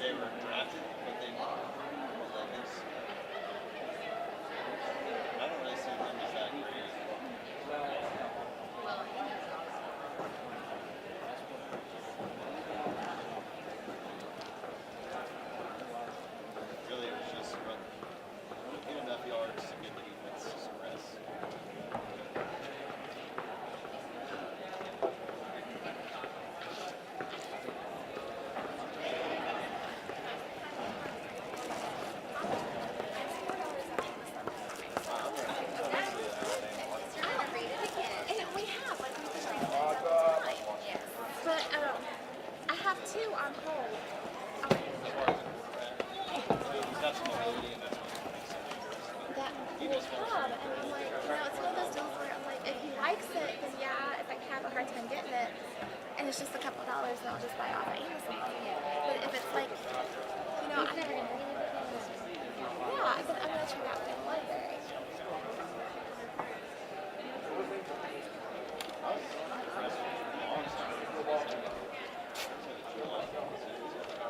Whitey just texted me that Webb City, Carthage, and Carl Junction's getting out early today. Is it really gonna be that bad? Due to the quote-unquote threat of bad weather, so it's not necessarily doing anything there now. It's always such a hard job because if nothing happens, they're gonna get criticized. And if something happens and they don't let out, they're gonna get criticized. The Webb City superintendent used to be my superintendent at Miller, and he always talked about how it was really hard to make that call. Anybody didn't get a ticket like you live? So I wonder if Neosha is gonna. Which if they do, will you have to go get Henry? I might. I'll need to call Andy to find out what he did. He was excited he didn't have to go to Lebanon tomorrow. There you go. We cannot, dispute that fact.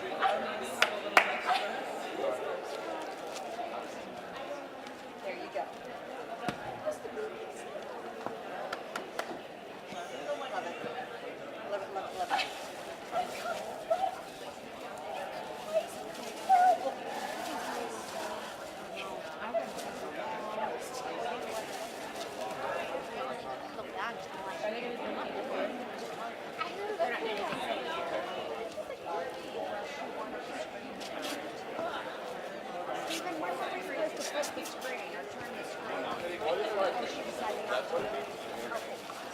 I felt horrible, like, okay. You what? I felt horrible when I was like, He put the camera.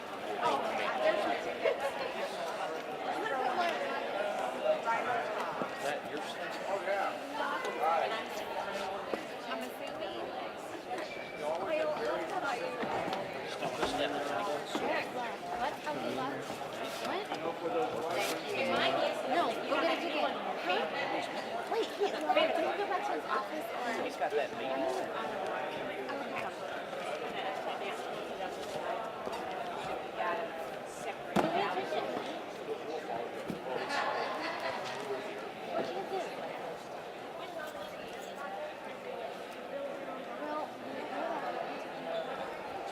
It could be your lucky day.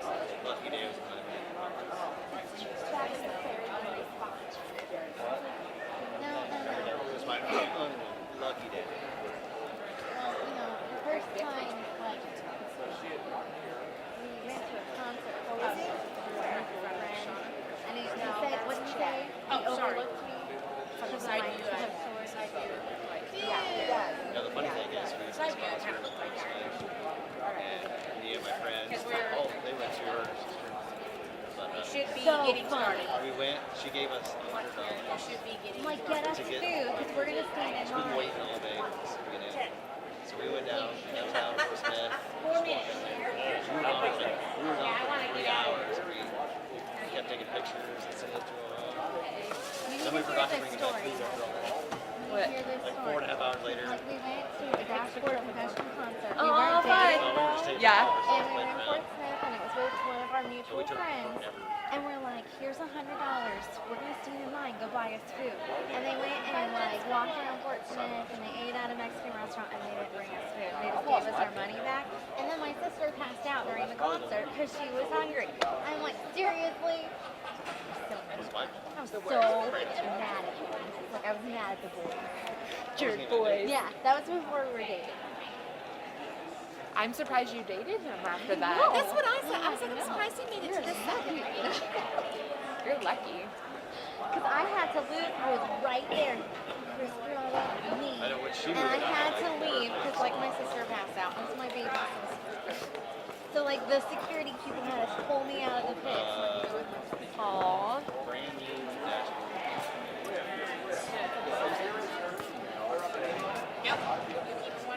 How are you doing? I'm good. Just gonna try. I'm feeling emotional because I'm like, they were anybody who's like, we talked about emotional, and now they're gonna have us do something that's gonna make be emotional too. It's the privilege of being here. Cup is still sitting on top. And by the way, that was an awesome shot. Probably. It's just. Oh, yeah. That's certainly what I was wearing. Texas. Cardinals? Cardinals?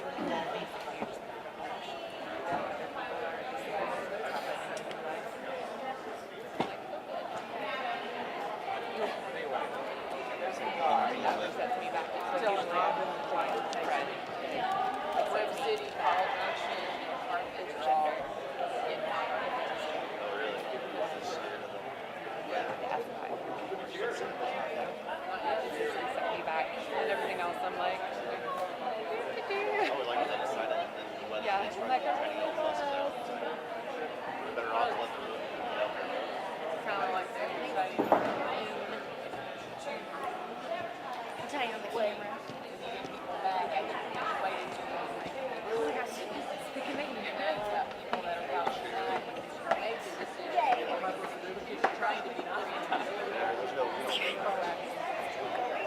They can hear people talking. Yeah. Okay. Oh my gosh, why didn't you tell us? Going over here. Oh, I had Heather's head. Oh my gosh. Right up.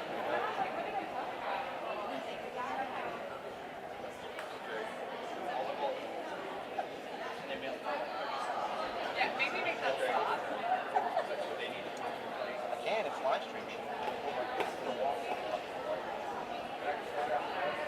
There's only 13 people watching right now. I know. So what's the weather? Is the weather updated at all? I don't know. Probably.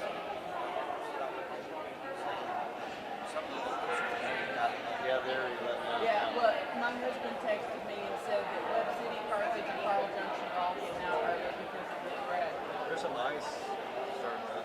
It's not even in Arkansas. It's not in Pittsburgh here. See, we're still up in the 50s. Yeah, it's nice outside.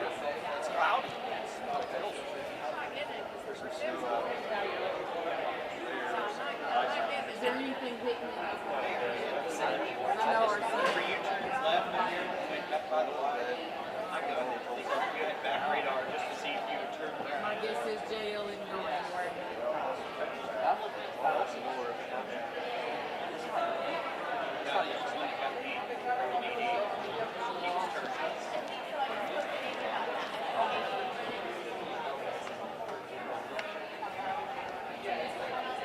This guy did. He was turning around behind me as I was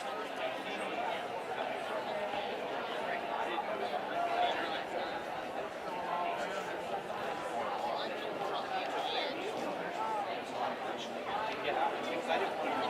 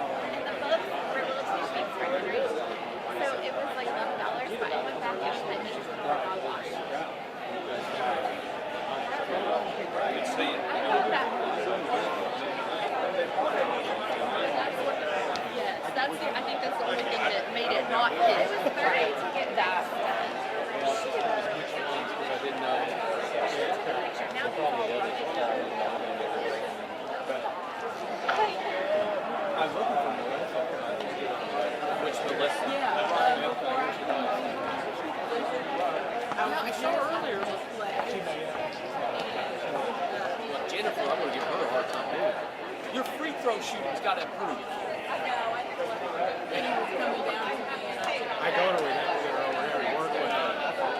You know who my team, Jeff Elder, he runs out the farm. What it is? Marty. She, He was the athlete. State wrestling champ.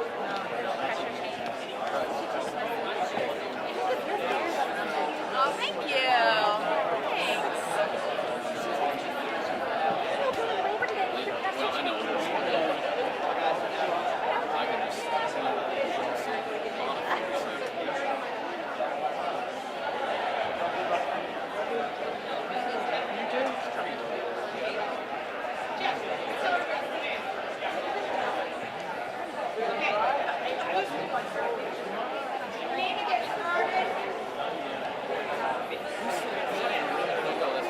Started, so can everyone please take their seats?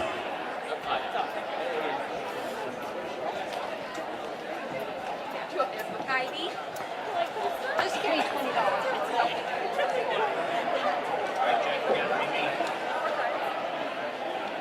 You have the whole intro.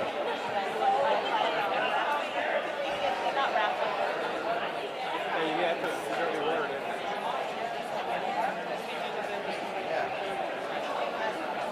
Oh, that's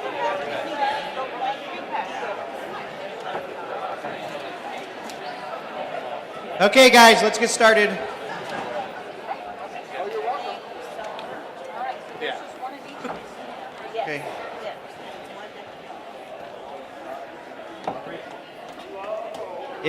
Okay, let's get started so Carrie doesn't have to sing. We all don't want that. If we could get everybody to come down here to the floor and then just line up in the middle where we have the cones, and you're going to face back to the seating.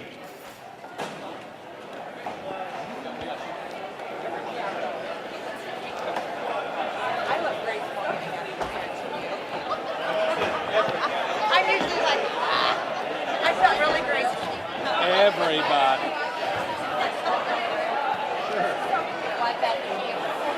I'd be a little scary.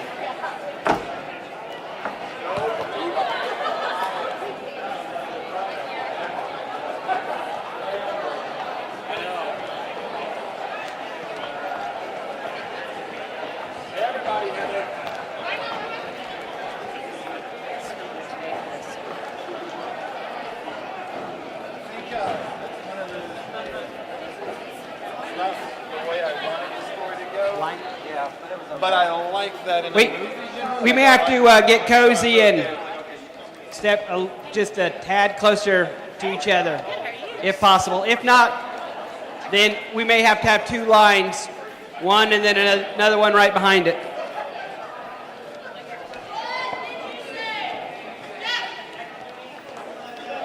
Yeah. Oh, yeah. Oh, hey, all right. Well, no, they have to go the same way. All right.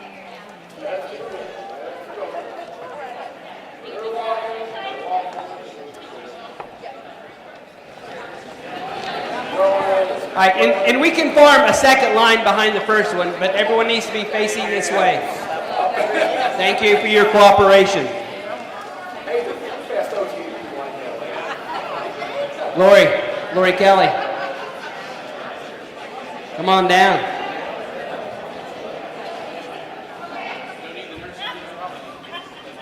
Okay. All right. If I can get everyone's attention. We are going to do the privilege walk. This is controversial and voluntary. All things discussed will remain confidential. You are welcome to share your own experience, but not that of others. This activity is done in silence. If you feel uncomfortable during the activity, please feel free to stand still. We ask for your honesty as you participate. Listen closely and take the step required if it applies. If you don't feel comfortable moving, again, you have the right to remain in place. Remember to remain silent throughout the activity. Think of questions as they relate either to your childhood or past at any other time. And I'm going to turn it over to JP. You ready? If you are right-handed, please move one step forward.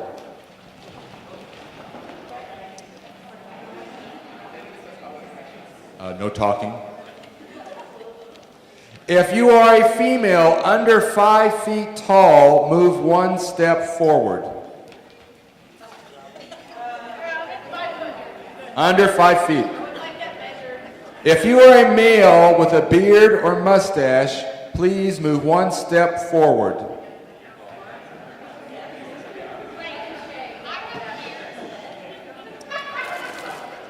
Please take one step back if your ancestors were forced to come to the USA not by choice. Please take one step forward if you were born in the United States.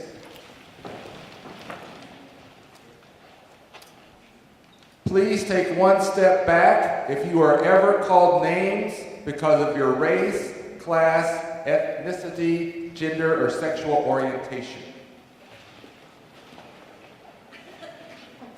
Please take one step forward if there were people of color who worked in your household as servants, gardeners, etc.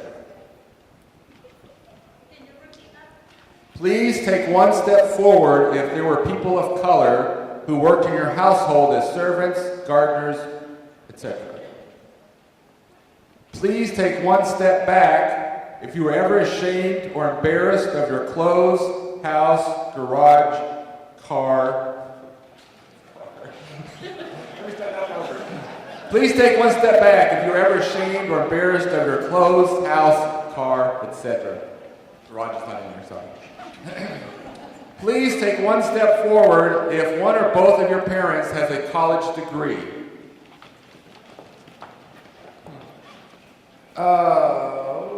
Please take one step back if you were raised in an area where there was prostitution, drug activity, etc. Please take one step back if you ever tried to change your appearance, mannerisms, or behaviors to avoid being judged or ridiculed.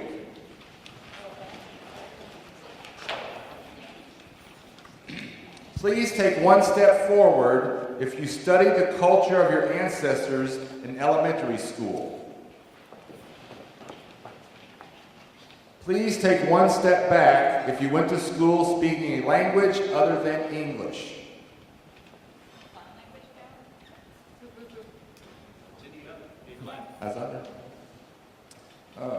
Please take one step forward if there were more than 50 books in your house when you grew up.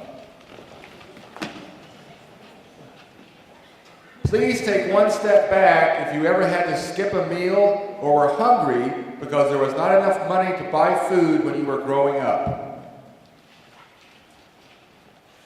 Please take one step back if one of your parents was unemployed or laid off, not by choice.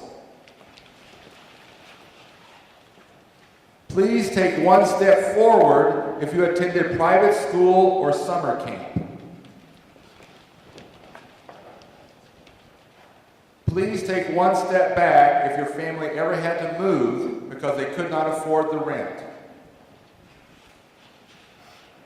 Please take one step back if you were discouraged from academics or jobs because of race, class, ethnicity, gender, or sexual orientation.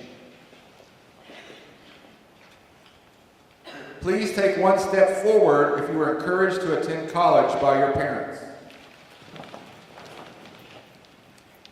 Please take one step back if you were raised in a single-parent household. Please take one step forward if your family owned the house where you grew up. Please take one step forward if you were ever offered a good job because of your association with a friend or family member. Please take one step back if you were ever denied employment because of your race, ethnicity, gender, or sexual orientation. Please take one step back if you were paid less, treated fairly, because of race, ethnicity, gender, or sexual orientation. Please take one step forward if you ever inherited money or property. Please take one step back if you had to rely primarily on public transportation or have ever been without transportation. Please take one step back if you were ever stopped or questioned by the police because of your race, ethnicity, gender, or sexual orientation. Please take one step back if you were ever afraid of violence because of your race, ethnicity, gender, or sexual orientation. Please take one step back if you were ever uncomfortable about a joke related to your race, ethnicity, gender, or sexual orientation but felt too uncomfortable to confront the situation. Please take one step back if you were ever the victim of violence related to your race, ethnicity, gender, or sexual orientation.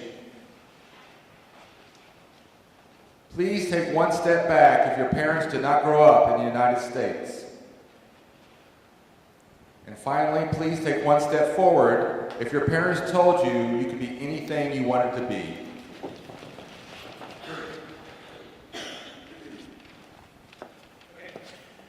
So, as we can see, we all come from diverse backgrounds. There's a bunch of differences that separate us all, just like the students that we serve every day. And so this exercise was meant as a way to kind of point out that, get to know your students, understand them. How can we be better servant leaders? Destiny touched on that, Wade touched on that. Our backgrounds help us be a better leader. They help hone our abilities, our skills to better serve others. And so that's what we wanted to point out is that we all come from different backgrounds. We're all not, brought up the same way, but we can continue to serve and lead. Thank you.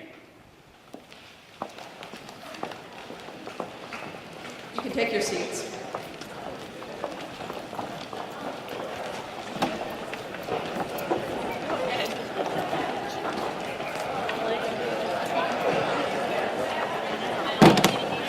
Is that a good thing? I don't understand. Is that a good thing to be done or a bad thing? Because I stepped forward. Yeah, I mean, how to do it.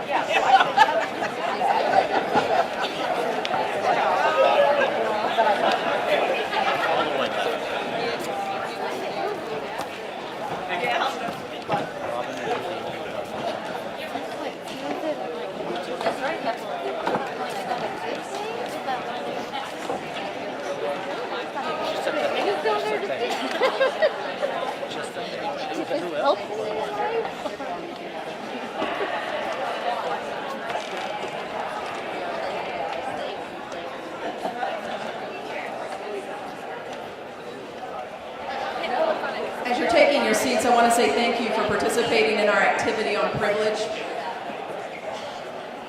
Small privileges in society place individuals in different places in society. And interestingly enough, privilege tends to be invisible to those who are privileged. That is, when we receive privilege based on our race or gender or ethnicity or sexual orientation or any other factor for that matter, we tend not to recognize that boost in position or the accumulated boosts in position over time from those privileges. The point of our exercise is not to make any of us embarrassed about the privileges that we've received or not received, but to make us all aware of how privilege based on all those various factors play into our lives. It's not to make us ashamed or guilty or whether we're highly privileged, moderately privileged, or lack privilege.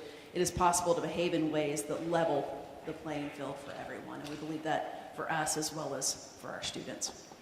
So the goal today is to help each of us become more aware of how we are privileged and oppressed, and it's likely that all of us believe in fairness and equity, and we realize that there are sometimes those systems in place or biases in place. And so thank you for participating and being aware. And so what we would like to do for the next couple of minutes is just kind of have some reflection time on that activity and the topics that we've discussed and the presentations you've already heard. So if you would, find 3 or 4 people, okay? So if we could group up in groups of 4, it could be a group of 5 or 3, but the seating arrangements kind of limit us to how many folks we can be in a group with. I'm a group of 3. So find a few partners. Move if you need to.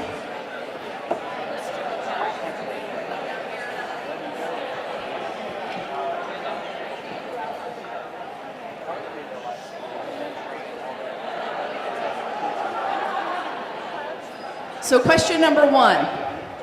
What did you feel like being in the front of the group? Or if you were in the back, how did it feel to be in the back or in the middle? Discuss.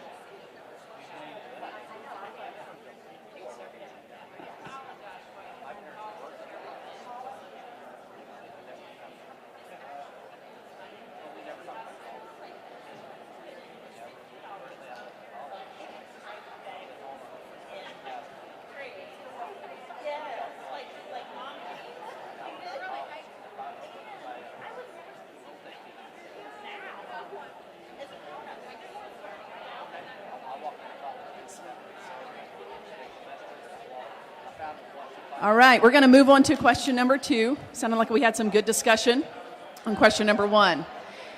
What were some of the factors that you may have never thought of before that were addressed in our privilege walk? Discuss.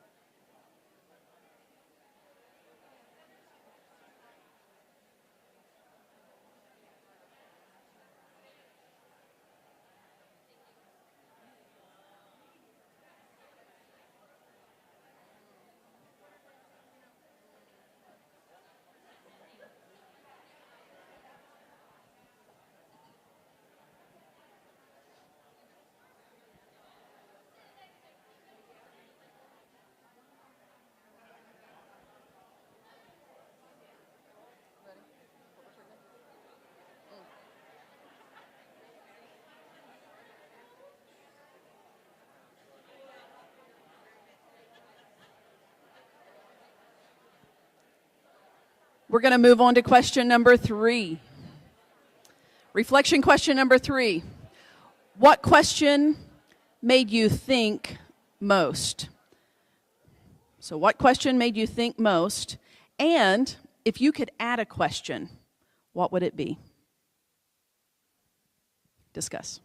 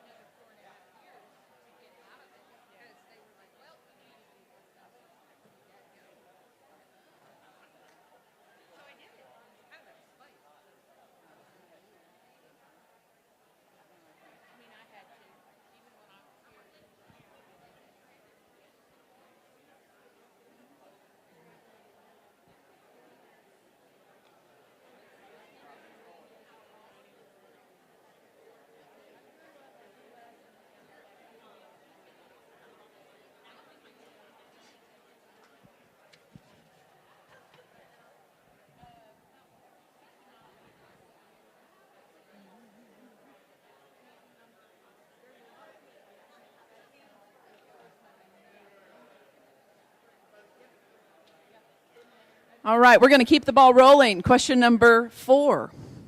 What do you wish that people knew about one of the identities, situations, or disadvantages that caused you to take a step back, if you had to take a step back? And if you didn't, maybe share what you wish they knew about a step that you had to take forward. Discuss.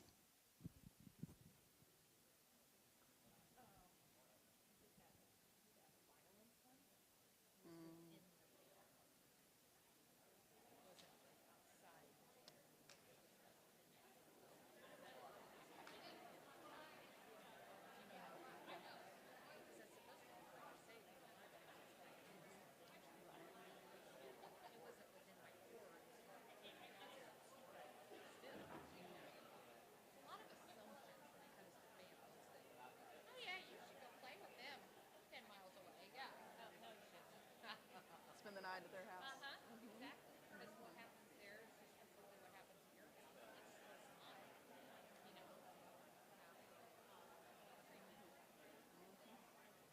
Well, and the world is even scarier than when we were growing up. Yes. I mean, like, by quite a magnitude.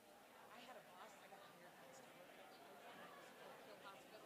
Like, okay, so it's Freeman, and now it's Freeman Easy. And they hired me to do marketing, which was great. And told me that I would make X amount of dollars, and at the end of 90 days that I was going to review and make a decision that was fit, right? And so when I went into my 90-day review, it was completely all great. Everything was great. Everything was positive, okay? And I'm like, great, so what's my raise? And he goes, oh, you're not engaged in that contract, then you don't need to. That's the day that I started looking for the job. Because it was important that I take money from this guy that I'm going to marry, and I didn't. Because still, together, it doesn't support me. You know what I'm saying? Marry the contract, you know,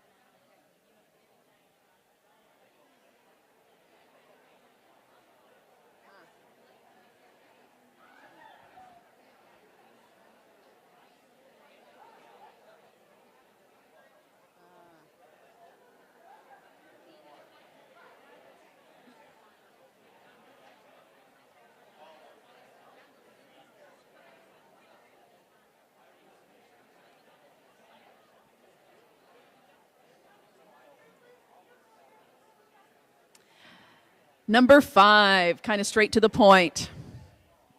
What have you learned from this experience?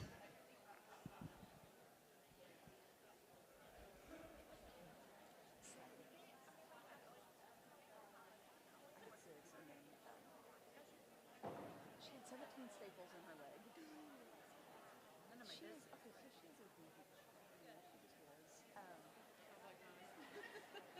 She's 22. She and her boyfriend were going to Walmart at midnight, so they went to a late movie and then went to Walmart after that to hang out. She's running because it was like, 12 degrees or something outside. Running too fast. Broke both bones. One of them protruded through the skin, and she had to shove it back in.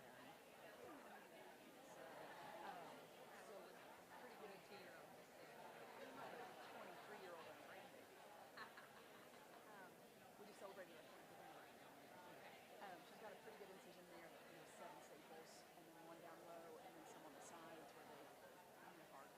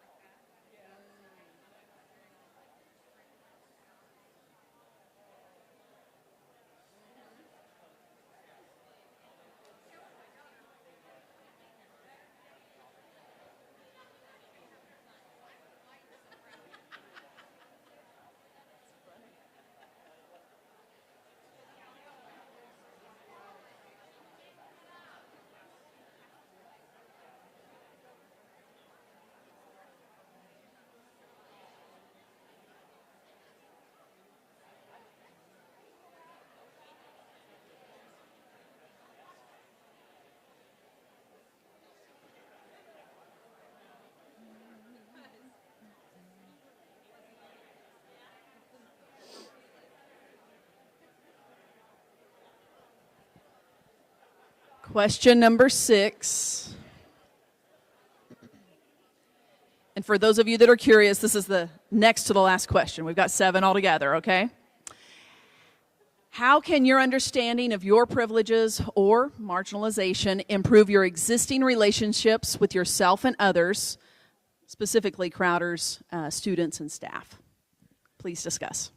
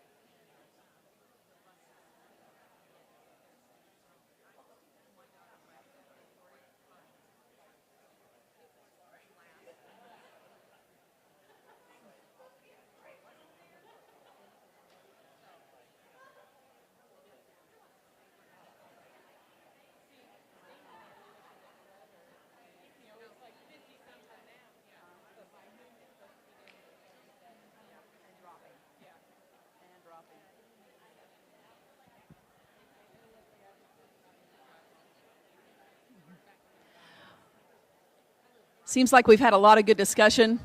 Let's move on to our last question. Question number 7. How has today's activity helped you to be a better servant leader at Crowder?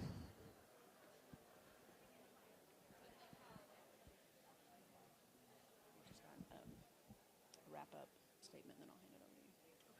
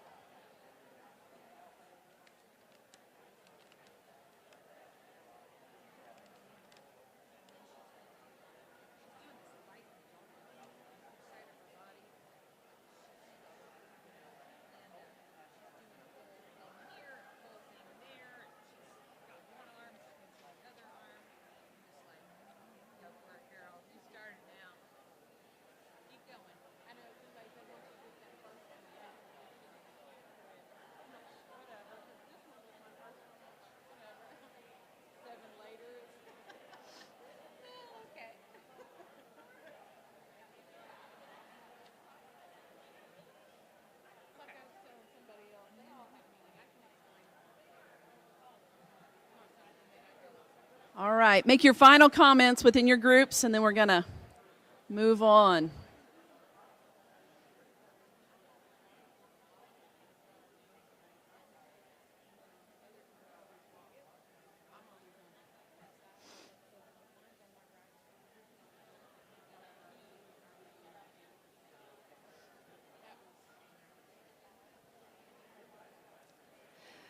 All right. Thank you all for that discussion time. I trust that you had a good, healthy dialogue amongst yourselves.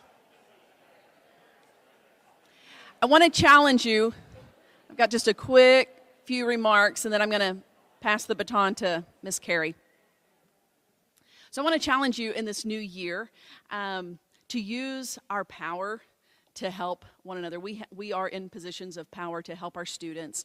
And so that means employing equity in the classroom and society and empowering our students to have a positive self-identity and confidence. I do want to share with you a quote that Jeff found and shared with our group. It's from Bill Flint Jr. in a book that he wrote on servant leadership. And it says this: "Privilege allows servant leaders who understand the importance of building relationships and the knowledge on how to continue to build relationships based on meeting people's needs. This understanding helps guide servant leaders in understanding others and how to develop and improve their leadership skills, talents, and ability." Thank you.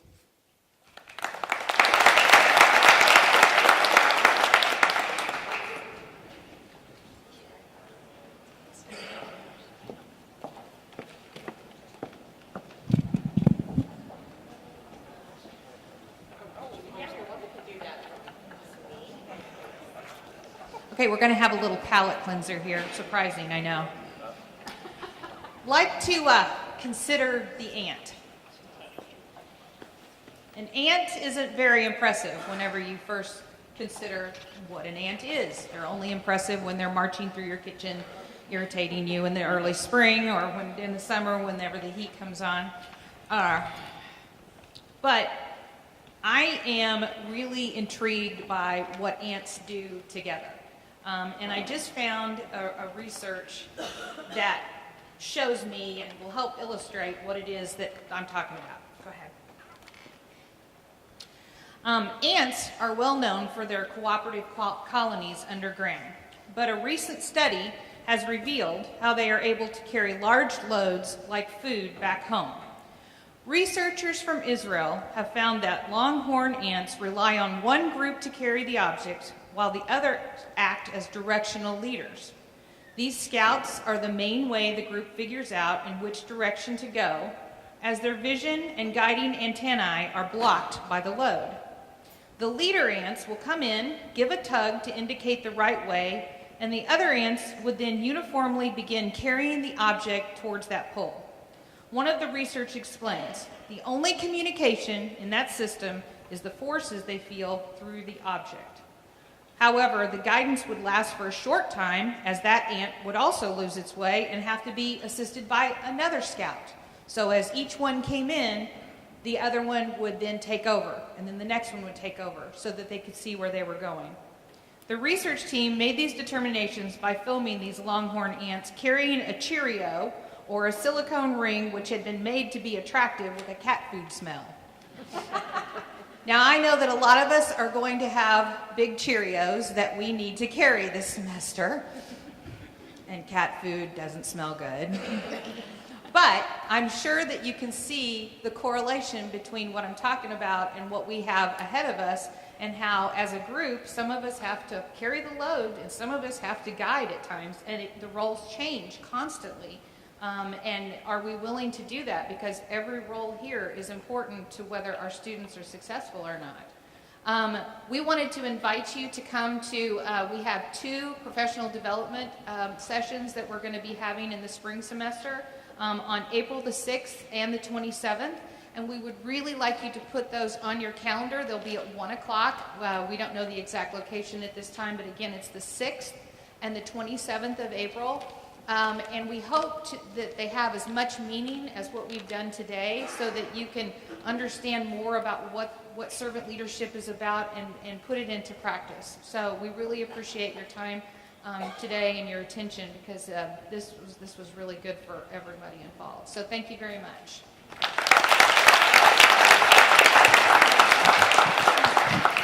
Oh wait, I forgot the kicker. Put the ant in serve. Become a serve ant leader. Shut up, I worked on that all day.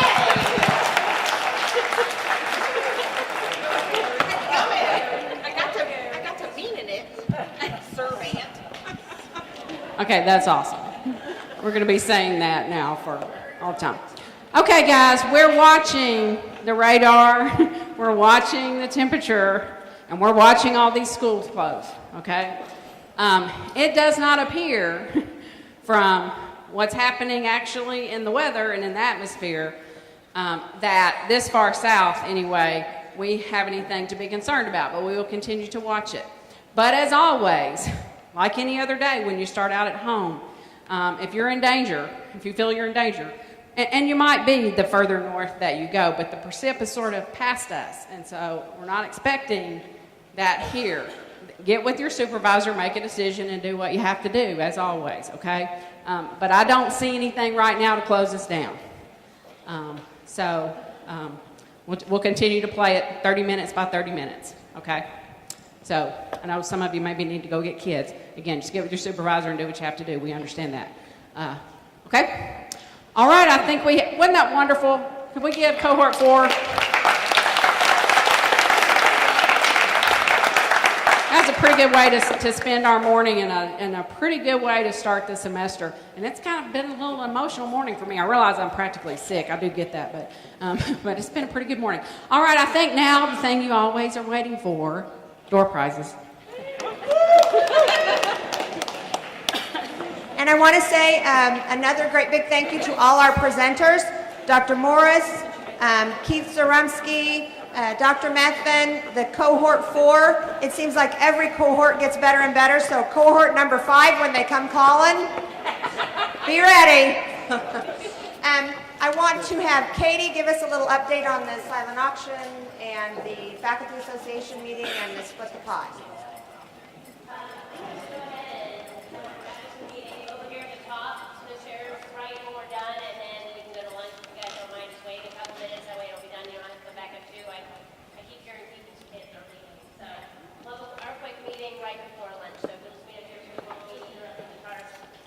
And then the faculty auction closes at 1:30.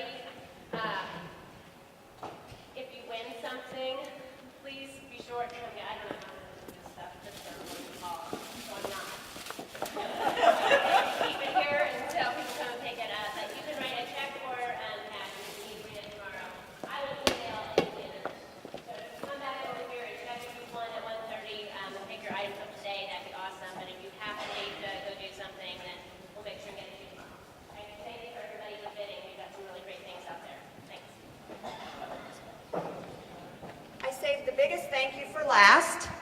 That is to the athletic department for allowing us to meet in the Sneller Gymnasium. It's always an honor and a privilege.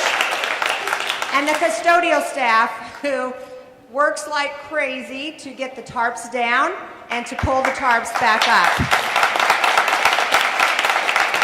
It's not an easy job, and they have it down to a science, so don't ever try to help them.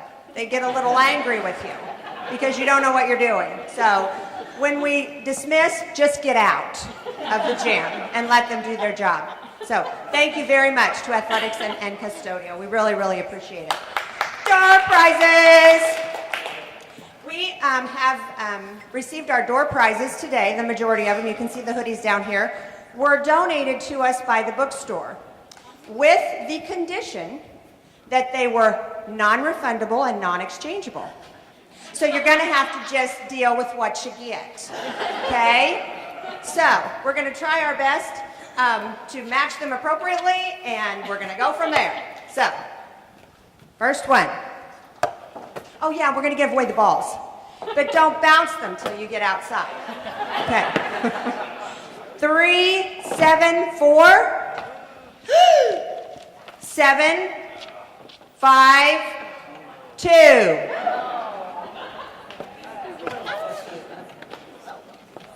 Your kids need that. Your grandkid needs that. That's awesome. Hey, I'll give it out. Stress relief. 3, 7, 4, 7, 8, 5. Are you sure? Woohoo!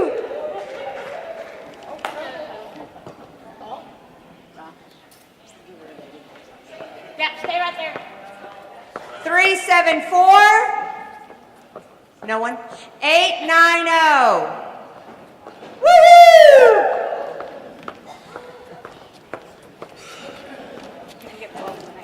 Okay. 3, 374-830.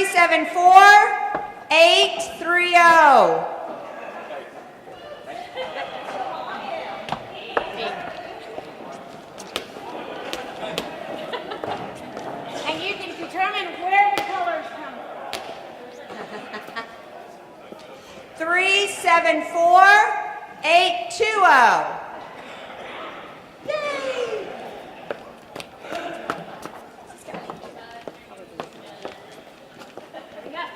874-827.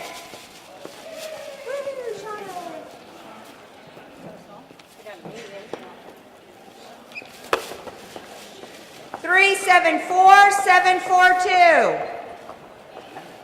Keith Zaretsky.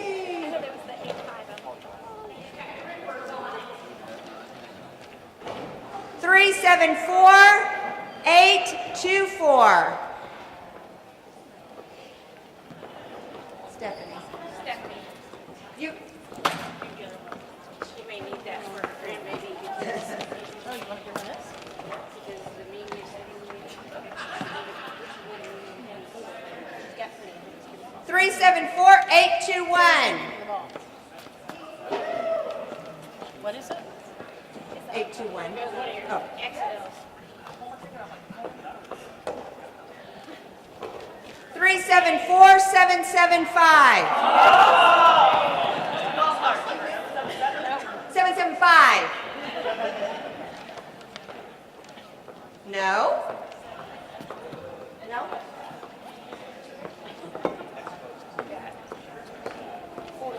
374-734.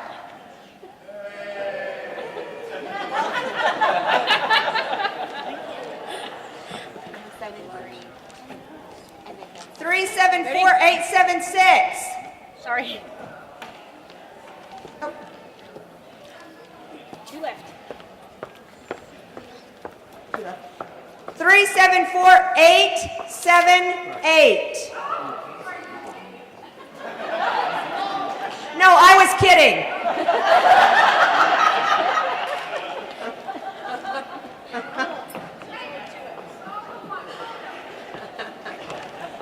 I can't make that. 374-831. 831. Going once. That was just a yawn, right, Nathan? That was a yawn. Okay. 374-874. No?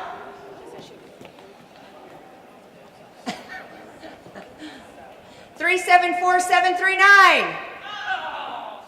Yeah. Is that a no? Okay.